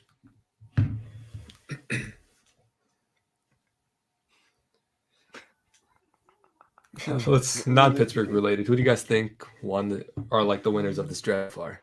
Baltimore. I think New York. I think the New York team. I think the Giants. Jets are doing well too. Jets and Giants have hit home runs so far, and they had to. Yeah. We talked about leading up to this draft how good the talent was in the top. Like, those guys were really, really good. Like, you have legit corners coming out, and the Jets got one of them. They got a freaking pass rusher that Matt just said is ranked 9th on his board at pick, 26? That's wild, the fact that they got him. And then same thing with the Giants. They got their edge rusher who they didn't probably expect to be there, and they got one of their better tackles that was available on the board. I think the New York teams hit an absolute home run, and shocker in the division, Baltimore doing a very, very good job of drafting. Yeah, for sure. Yeah, both Jets and Giants snagged a bunch of people. Ravens did well. I'm going to slowly sneak in the Titans as a winner because of how much draft capital we got. Even though they gave up A.J. Brown, it means they don't got to pay him. I'm not save $100 million. Yeah, right? Oh, jeez. Yeah. Wow, we got to think about that every time we develop a wide receiver now. Holy shit, it's getting expensive. Yeah, it'll be interesting to see how the next couple of years transpire with that. Yeah, and I it's funny think because too on that. No, I'm sorry. On that same note, I think that's why we've seen so many wide receivers being taken early is because people are starting to see the price tags for them. So if they see that talent here and available in the draft, they're going to hop all over that, and then they're willing to, sign to that 4-year rookie deal. Have them play it out. If they are really that good, trade them off and dump the draft stock, and you still have another draft cycle to go. So that, I think what we're seeing now is just like the new generation of the game where we're seeing wide receivers getting churned out here just because it's the high demand at this point. Yeah, and it's thick in talent. Like, this is probably one of the best wide receiver drafts in a long time, so I'm glad that the Ravens are not drafting one. I'm fine with that. Yeah. Yeah, yet. Ahmed likes the Carolina Panthers draft for sure right now, obviously. Steeler Scotty, you said Maddox and Ben. St. Pierre was not on the practice squad. He was the third quarterback, so he was just inactive on game days each day in 2004. And St. Pierre had like the longest like backup career. He was like in the league on like between practice squads and the backups and like inactives just because he was never active for games. So he was like on teams for like 10-year practice squad on certain teams. Just because he didn't have enough starts to be actually like rostered. He was Mr. Preseason. Yes, he was. But that guy could hold a clipboard. Oh my Lord. Wow. Headset working. Only he and Josh Dobbs, man. Those guys, I've never seen it hold a clipboard better than those two quarterbacks, man. Was Brian St. Pierre on the Arizona Cardinals? I love Dobbs, man. I just say I love Dobbs. Like everybody like making fun of Juice Staley, calling him a sweatpants model. That's like one of my favorite comments ever on Juice Staley, always on the sideline in sweatpants because he's hurt. He always wore those gray sweatpants with his like black and gold stuff. It was hilarious. Going back in history. See, where do you think Daxton Hill ends up going? That's another. He's a nice, solid player. You can probably move all over the field. Wow. Where do you boys see him going? Another safety. Do you see the Steelers again? The Steelers usually don't. Do you see the Steelers trading back up in the first round because they clearly don't love Terrell Edmonds? I know Stryker does not. I do not. I'm on Team Edmonds. They signed him to a 1-year deal. Do you see the Steelers possibly trading back up into the first round to get Daxton Hill, who's kind of sliding back? I mean, I don't see it. No. But not into the first round. I could see them trading up maybe in the second, but it's too much capital to trade back into the first. Yeah, I think they're gonna draft. I don't want this as a disclaimer. This is not me saying I want this. I don't know why I see like a Nick Cross getting the call from Tomlin being a safety from Maryland. We've seen it before, so why not? I would see it again. Yeah, and I will state too, Colton. You know that I'm not huge on Edmonds, but I will state if Edmonds was ever going to stay on the team, I am happy he signed for a $2.5 million contract as opposed to a $6+ million 50-year option, which the Steelers smartly declined. Yeah. I seen an interesting question here in the comments. If the Steelers don't go wide receiver or cornerback, where do they go in the second round? I wanted to get your thoughts. I think defensive tackle for me. Oh, good call. Especially with the way linebacker Jacksonville, they got Devin Lloyd. Yeah. I think possibly offensive tackle as well too, Sahib. It depends on honestly who's the best player. But like if the best player available is defensive tackle, like I really would go with that. But defensive tackle, especially with the way our run defense was last year, it was just horrendous. And a guy like Travis Jones, if he's there, he'll man up the middle. I'm fine with that 100%. Nice. Yeah, I would say D-line as well. Assuming, again, we're not going quarterback. I would also say possibly strong safety. I was talking about the Penn State strong safety as well earlier in the show. I think he could be a target in the second round. Yeah. That's another possible target, yeah. Yeah, so Jacksonville basically just loading up on the Georgia defense. Man, those poor Georgia boys, they're going to go from winning a national championship to not. Trayvon Walker. Devin Lloyd played for Utah. Yeah. Wait, I thought. No, that's Nicole. There we go. Sorry. Yeah. Sorry, Ben. I was on delay. No, you're fine. Devin Lloyd. I mean, he's an old school thumper. He's an old school thumper and a modern linebacker's build. Fast, athletic. He has a motor. Utah. No, I short. Stryker, I have no issue, my friend. How many beers have you had? I understand what's. I've had a third. Oh no, 2/3. 2/3 of the beer. Sorry. Stryker, I haven't drank in a while. I understand what's going on. I get it. What do you got? I understand the backlash that I should get. He's a local kid. I'm not stupid. I understand. Right. A lot of Steeler fans are Pitt Panther fans. Right. I get it, dude. I understand. Robert, I see it. I'm not pouting, my friend. I had my freaking 5 minutes of being salty. I'm over it. Do I still love it? Absolutely not. 15. Oh, no, Stryker. I love you, bro. You know that. Jeez. You know again, I love you. I didn't love it. Yeah. And again, I'm not going to sit here and root against the kid. I had you want to go 15 minutes? Go for it. 15 minutes of being pissed with Kenny Pickett. I'm now all in on Kenny Pickett. Let's see what the guy can do. I want the guy to do good. Yeah. So you can say I look pissed over here. I may have been. I'm good now. It's out of the way. I'm good to go. So, Robert, I'm a diehard Steeler fan. I want the Steelers to do good, my friend. People who may not think I want them to do good, I want them to do good, my friend. Trust me, I'd rather Kenny Pickett do really good and bite the bullet that I was dead wrong on him instead of seeing the Steelers stink and being the tanks, my friend. Sorry to tell you, I think a lot of Steeler fans would rather do that, and I'm definitely on that train. So, Kenny Pickett, let's go, my man. And he's not upset, Robert. It's post-nasal drip. He had to go off the air for a little bit. He's allergy good. season. No, he'd be way more excitable right now. He's way more excitable when the draft pick happened. He's much more mellow now. I got to do one because that's why this is a crazy thing because I haven't been drinking at all lately. This is one of the first beers I've had in a very, very, very long time. Because last year, as some of you guys know in the comments section, I cracked a beer for every Steeler that joined the team. So obviously day 1, day 2, I'm fine. Day 3, by like our 6th pick, I was slaughtered. And then, of course, like all the undrafted rookie free agents, when I lined up my shots, not a smart idea. Nah, you got to run it back. Run it back. Steelers are gonna make some moves yesterday. You're gonna be sloshed tomorrow, dude. Steelers are gonna make some moves tomorrow, and you're gonna get sloshed. I can't wait for it. I would like to see them make moves no matter what. I mean, I'm always into the Steelers. You know, that's what I got to say. It's NFL Christmas for fans. We're getting presents. We're getting new players to unwrap underneath the tree. We got 1 tonight. We're getting 2 probably tomorrow. We're getting 4, I guess, lined up for day 3. So yeah, we got a lot of presents to unwrap before we get to our, you know, the socks and the other stuff that we get there as the undrafted rookie free agents. But maybe one of them might turn into be a jam. Yeah, and the thing is with the draft, this is the best draft. Like the NHL draft, the MLB draft, and the NBA. I'm sorry, and I'm a big NBA guy.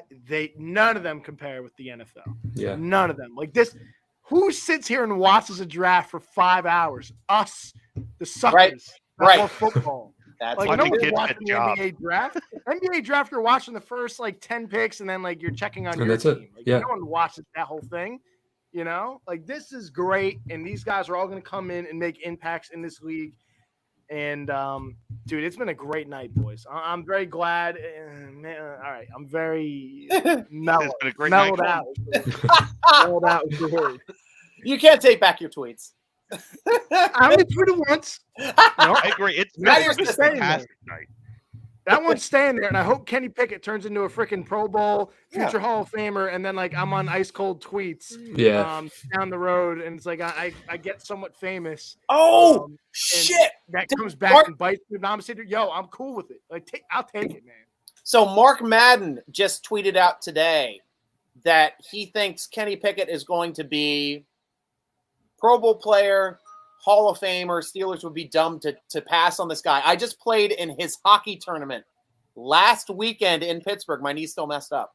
But I had a great time playing in the Mark Madden inline hockey tournament right there in where was it at? Robert Morris University Sportsplex. The place is gorgeous. Holy crap, is that a beautiful facility.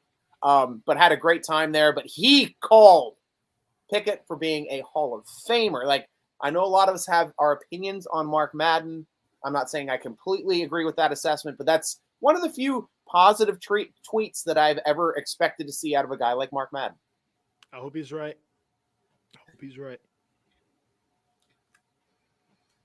Oh, Colton, you are in for it. Yeah, see, I'm good now. Like everyone thinks I'm just like the salty boy over here. Like, No, Ben, not I'm good at all, now. man. I'm good, Ben. I'm good, dude. I love it though. I'm good, dude. I'm good. See, everyone, like, you have to have the one like freaking out of control idiot that like just speaks his mind. And I'm sorry, boys, that had to be me tonight. You guys called it. I don't know which one of you said you better start drinking even more now. When you saw, I don't know if it was you. It was you or Matt. Ben. I think it was Matt or Ben. Yeah. Dude, Ben, you're son of a gun, dude. Okay. I'm gonna get you on Faces, bro. G.Stryker, Tony. I get you on Faces. You know, that's why I got to come hard on Spaces. I don't get as much time like I do tonight, but I do my snippets. I hit my hard 30 seconds to 45 seconds. I get out and I wait till the next time they come back to me. You got a great show, guys. Steeler Nation. I know you guys are on YouTube. You got to start following. If you don't follow our Twitter at Steeler Nation, Colton runs the Spaces chats. We usually do them Monday nights and Thursdays. You'd be correct, sir. At 7. Yep. You'd be correct. It's like Excellent. You're running it. Look at you. That's what I do. I mean, you know, I'm a numbers guy, and I run podcast. You know, I'm more of a multimedia guy. That's why I usually do the shows. I used to do a lot of writing. I'm doing much more of the podcast, vidcast, and this is my baby. I love doing the draft show, man. We get to hang out, chat, have a good time, laugh, talk about stuff off topic, talk about stuff on topic. I mean, and Sadala too. I'll cheers to you, my friend. I'll drink with you guys. I will drink to you as well. Cheers. Always a good cheers to Steeler Nation. Everyone. It doesn't matter. Alcoholic, non-alcoholic. And I didn't think I was going to drink tonight, but after getting a flat tire and missing an hour of my show, I'm drinking. Attaboy. Man. And the worst part, like, I got the flat tire, got out. I heard something weird. It felt weird in the car. Got out, and I heard it hissing out of the tire. And I'm like, I've got a mile and a half to go to make it to the tire place. Problem is, it's DC traffic, and it was all red. So I drove the shoulder, and I sprinted down the shoulder rush hour. Made it there, got to the parking lot. I had a light before I hit the parking lot. As soon as I got to the parking lot, I was on rim. But I at least made it to the damn parking lot before I got there. I was like, yes! And then I got there, and they're like, we don't do truck tires. I was like, fudgical! So they had to put air in my tire so I could make it up the half mile up the road to the NTB, and they were the ones that took care of me. Not Goodyear, but NTB took care of me. Did the Packers really not draft a receiver? Am I saying that right? Yeah, correct. The Packers did not draft a receiver. Packers don't know how to draft, dude. They really don't. Like, they've been a very, very confusing team, Ben. Like, they're very. They drafted a D lineman. Man, I very know this one. Team. You have a MVP quarterback, and you draft Jordan Love. I know and this you one get Packers rid of fan. his number one weapon. Yep. Correct. Well, that's also Aaron Rodgers' fault, dude. Like, I was all in on Aaron Rodgers. Like, Stryker knows this, and everyone else who does the spaces know I was all in on Aaron Rodgers. Dude, I'm actually very happy they didn't get him. Yeah. Like, at the end of this, like, I'm very glad. He's a very selfless. It's like when they drafted Love and Aaron Rodgers lost his damn mind, and he still hasn't been like full 100% committed to the Packers until they just made him that insane $200 million contract that just popped out for $50 million a year. I mean, smart on his part for being a douchebag for 3 years, but damn it. He's collected so much money. You would think you would want in the NFC, you can win. What is it? Just the Rams? You're competing with the Rams and now the Bucks because Brady's back. But that's it. It's those two teams. In the AFC, it's like 10. The NFC, he can easily be taken less, had Devontae Adams. And if they were to draft another receiver tonight, they'd be right darn there in the mix again because they re-signed most of their defensive players. But it's like they're guaranteed a divisional playoff game every year. Right. That weak division, of course, yeah. And Ahmed has a great point here, too. Seeing as the Carolina Panthers were supposedly in the market for a quarterback, and now with your own new quarterback, do you think that they messed up? Well, Panthers, I'd probably say they did. Go ahead. Yeah, you say they would say. They have Sam Darnold at QB. He's definitely not the answer, as you guys all seen. Right. I really think they should have won Willis. You know, you don't have to start him. And you know what? The Panthers, Matt Rule especially, that man needs a quarterback to that's the only piece they're missing. And then if they were able to get that, I feel like their team would take that next step, especially in a weak NFC, as you guys were just saying. Colton, what you were saying? See, the way I'm looking at it, same token, it's weird because I think Matt Rule was thinking the same way a lot of people were thinking on this class, that it's not that good.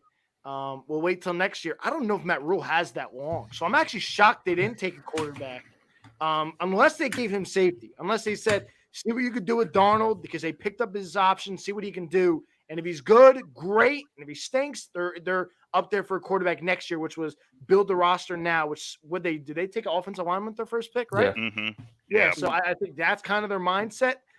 So I kind of think that's what they're thinking. And look at the way the draft's going. Malik Willis is still there. So they can come up and get him like, hey, we thought Willis was going to Pittsburgh.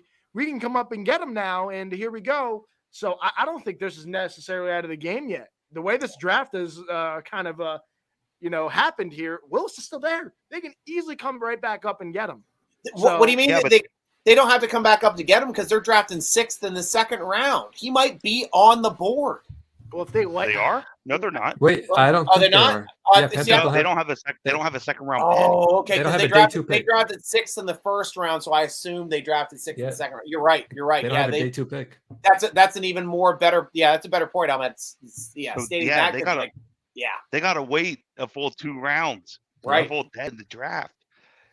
No, but at least trading up into the second when you don't have a day 2 pick, or trading up into the third to get a possible maybe second or third quarterback off of the board, that's not a bad move. You know, if you are the Panthers, do you consider trading up for Malik Willis into the second round if he falls to the second round? Actually, what do you guys think? I don't see any team here that's going to pick him. Like, we got Patriots have Jones, KC's locked into their quarterback. Yeah. Bengals were in the Super Bowl with their quarterback. You got Cousins. Did they get rid of? They still got. Did they re-sign him? Signed him again.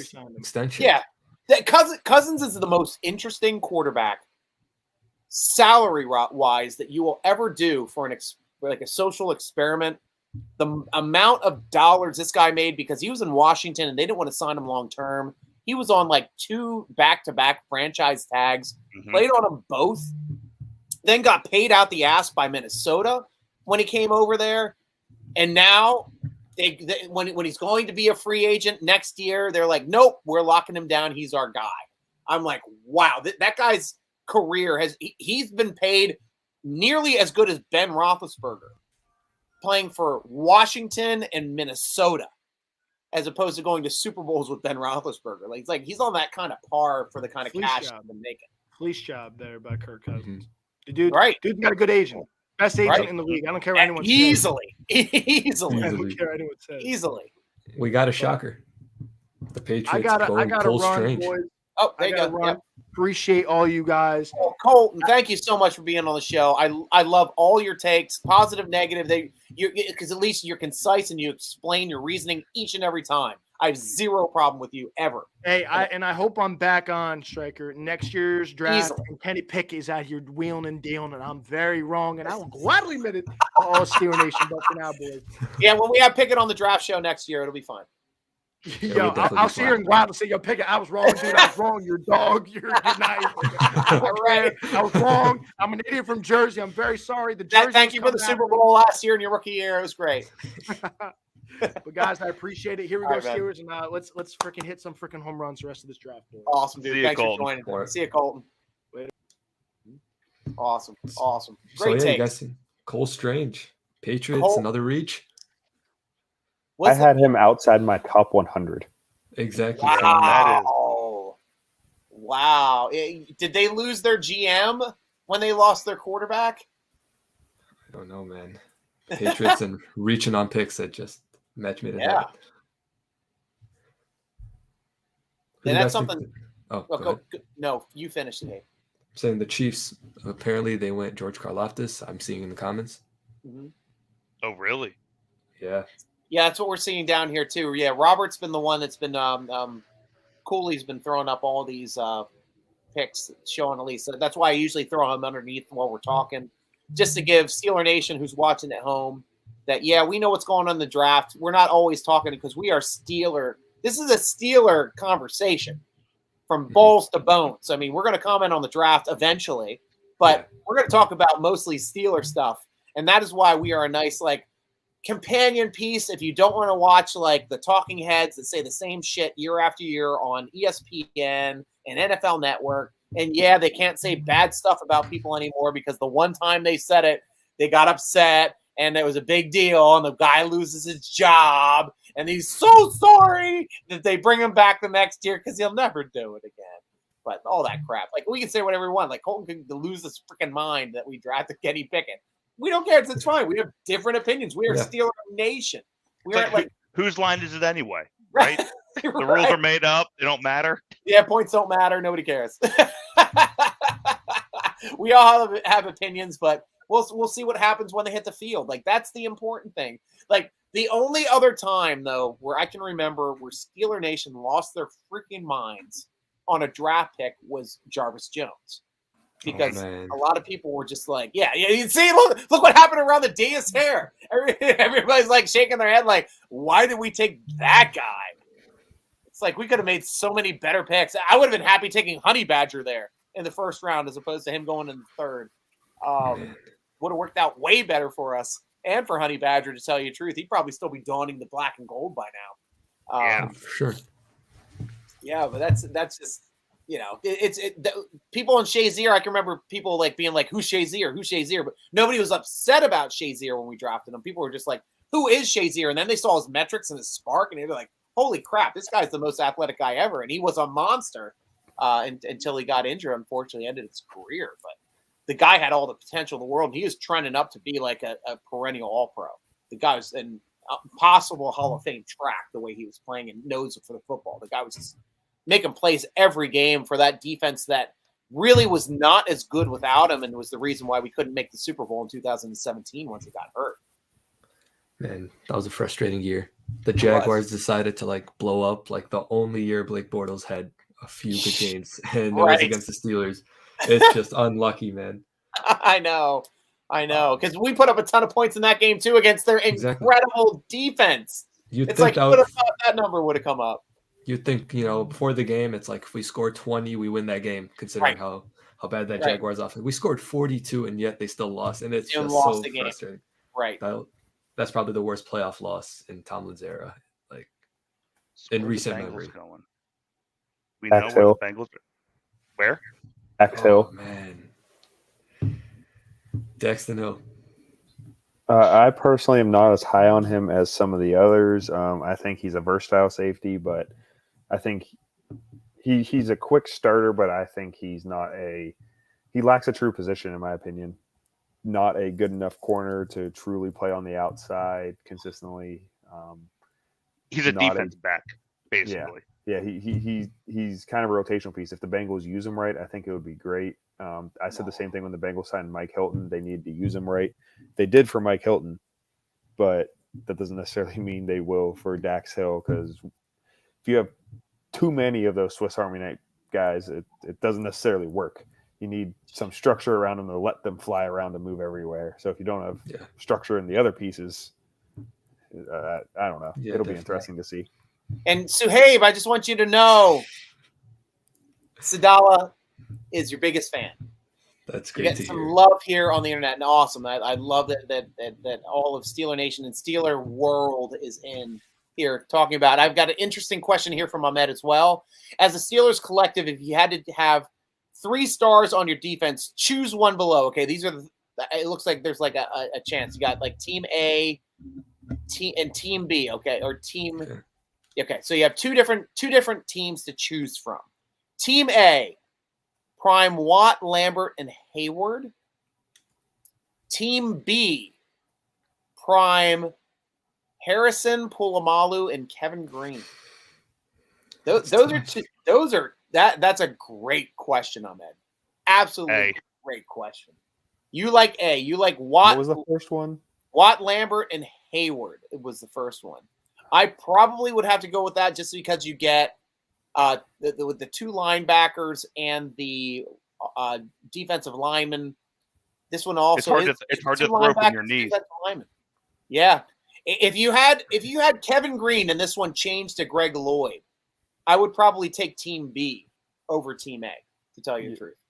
Yeah, it's close. I mean, Troy's. Yeah, that is like this is like an either or. It's like Troy is a secondary in himself, so right. Throw him back there playing center field.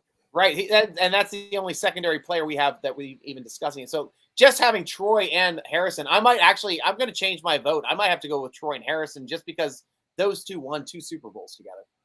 That is a good point. So Harrison was a backup in the first one. I mean, I'm going to get ahead of myself on that one. But they made it to 3. Part of it. He still has a ring. They did make it to 3 together. Yes, he does. I'll lean Team B. He made his all-time greatest play he had 2 awesome plays in 2005 when he wasn't even a starter. One was on Monday Night Football, was one of his only starts of the year. I think Porter was hurt, and he intercepted the ball and hurdled LT on the interception return. And that was the game that Bank got hurt. Right. And then the Christmas Eve game in Cleveland, he's not even playing. A Cleveland Browns fan runs on the field. Security. Power bombs the guy on his own field. Oh my gosh, that was just like. And it was a 41-0 game too. Right after that, 41-0. Right. Yeah. And another reason too why I take having Harrison on there is he's one of my trump cards. It's because he made the longest play in NFL history, which is behind me over here, always on my wall. The 100-yard return of that interception return, which gave us he should have been the MVP in my opinion. He should have gotten Super Bowl MVP for that play alone. Except he decided to punch a guy when he was on the ground. So they can't give that guy the MVP. He's too aggressive. He plays fucking defense. Give him the MVP. I mean, that was what, like a 14-point swing? Right. Really? In that right at the 10 end of the seconds? half. That was going into the end of the half as time is expired. Time expired when he crossed that end zone. That was Right. it. And if Fitzpatrick, who I think is the greatest receiver, one of the greatest receivers ever to play the game, if he went for the tackle instead of trying to go for the strip at the goal line, he would have tackled him. And that would have been a different situation. There would have been no time on the clock, no points exchanged on that board. And it might have been a Super Bowl. I think him being playing for Pitt kind of like factored in. Larry Fitzgerald like kind of held himself. He's like, you know what, I'll help you guys out. Good call, Swain. Oh, I like that connection. That's why I was always hoping it's like, maybe he'll come. Maybe this is the year he's going to come back and play for Pitt for 1 year. Yeah. In all fairness, Kenny Pickett, Jesus Christ, thanks, guys. Larry Fitzgerald should have gotten a penalty on that anyways for running out of bounds for about 15, 20 yards. Granted, there was he also ran through the penalties Steeler on some- sideline. Yeah. No, there was also a block in the back. Well, you're wrong at least for that because that rule is only effect on kick returns.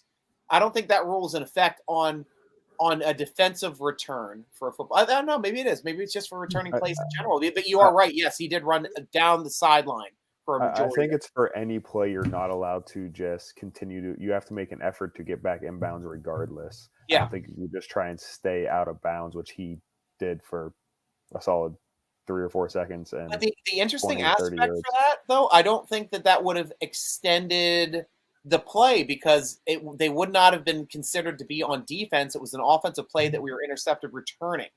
So if he would have gotten penalized, there would not have been an extra play for us to be able to get points.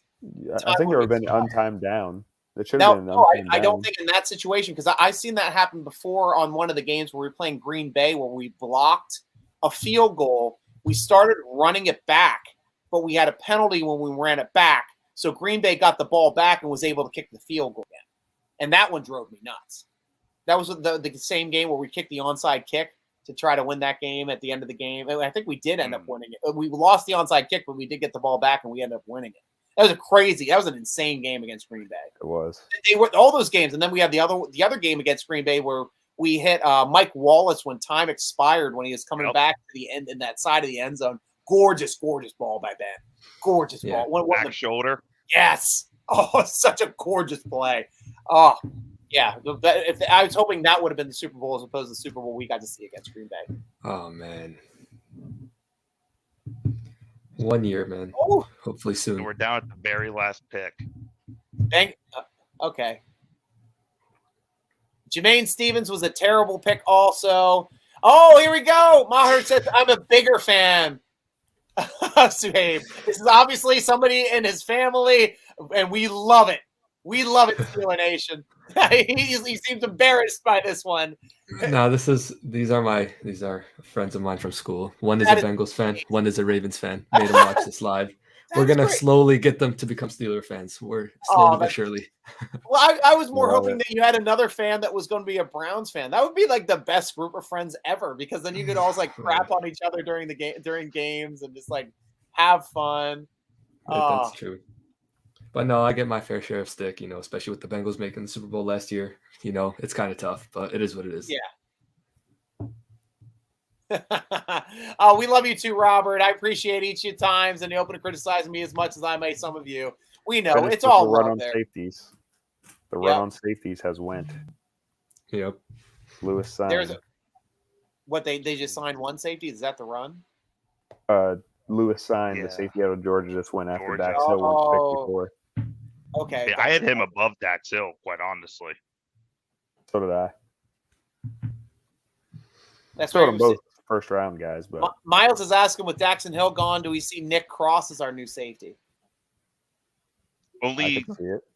Only if he's like I wouldn't say in the second round, maybe even like the third round is a little bit of a stretch.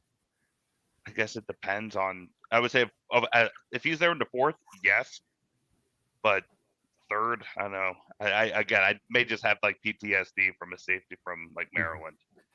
So he is kind of built similar to Sean Davis too, so I guess that's a good and bad thing.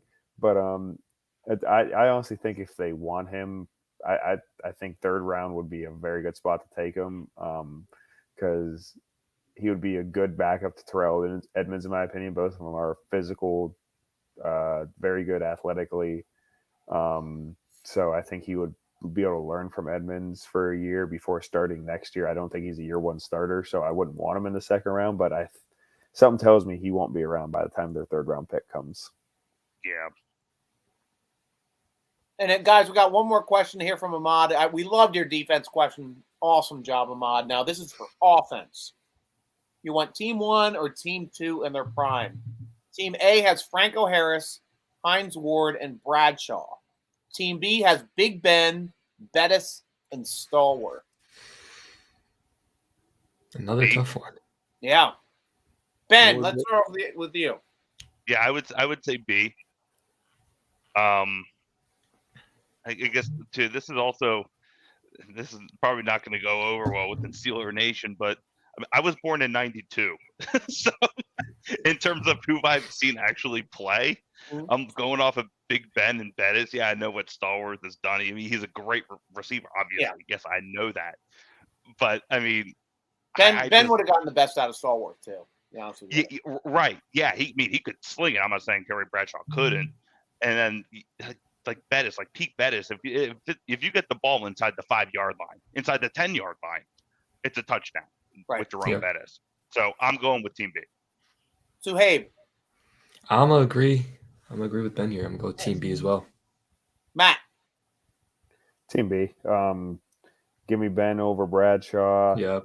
I think Franco probably over Bettis, but it's close. Franco was a little more dynamic, but Bettis was a stud.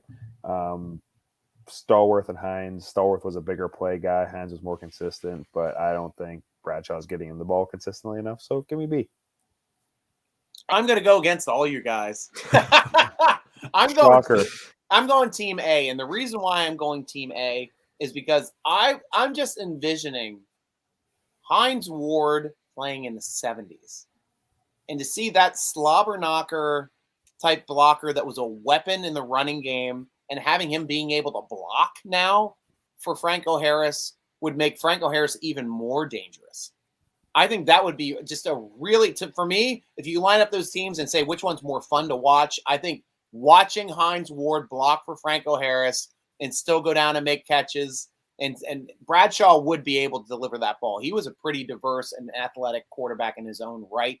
And he knew how to win especially when it came to prime time. I mean, that was his situation. Ben did as well.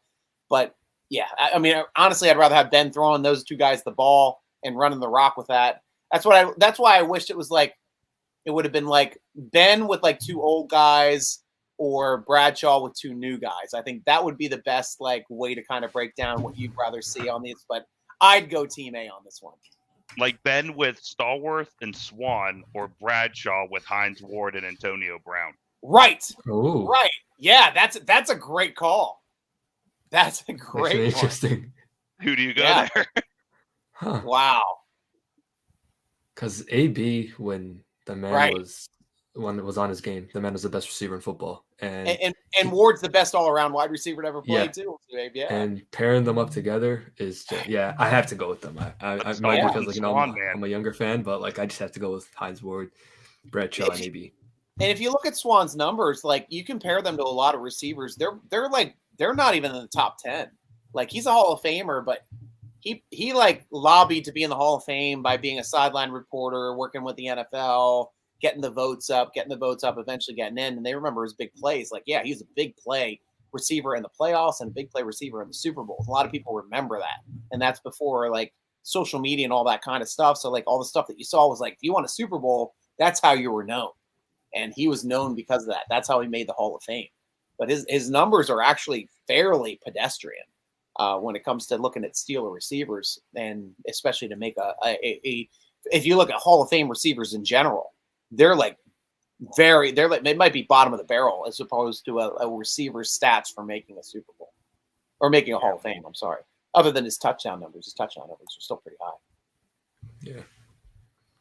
Great show, guys. Thanks, Robert. We'll see you tomorrow as well, man.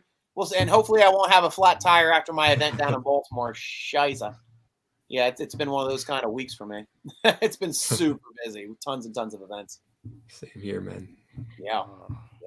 Well, that's it. Was that everybody off the board, Lewis? That's the show, ladies and gentlemen. Steeler Nation, thank you so much for joining us on day one of the Steeler Nation draft show. We will be back again tomorrow. I believe 7 o'clock is the start time for the draft, so we will be on at 6:30, and we will be talking Steeler slanted draft. You guys let me know if you're available. Obviously, I know I have my list in my spreadsheet, and I will be in touch. But Ben McCallion, Matt Papirimic, Suhaib, thank you all very much for being on the show today. Hope to see you again soon. Anybody have Kenny Heisman, baby? Yeah, Kenny Heisman. Yep. Here we go. All right. Come on, Matt, before we go, are you on the Kenny Pickett train? Gotta hop on that. I'm on the train of whoever is the starting quarterback for the Pittsburgh Steelers. There we go. Nice. I just had to hear that. Let's go. Now I'm not on the train of not holding them accountable for the picks that I don't think they necessarily made correct. So so I will eat crow though if he turns out to be the starting quarterback that you believe him to be. If he turns out to be Derek Carr, who a lot of people are comparing him to, I'm on board. Nice. Great stream today, guys. Enjoyed it today. Good overall draft take. Take care. See you guys soon. From Ahmed, Michael Hall. Great stream as always. Stryker, go Steelers. I am G.Stryker with Ben, Matt, Suhaib, and all of you at Steeler Nation. Thank you so much for being part of our show. Sponsored by Total Sports Enterprises. Rooting along with you as always. Go Steelers! And I got Matt.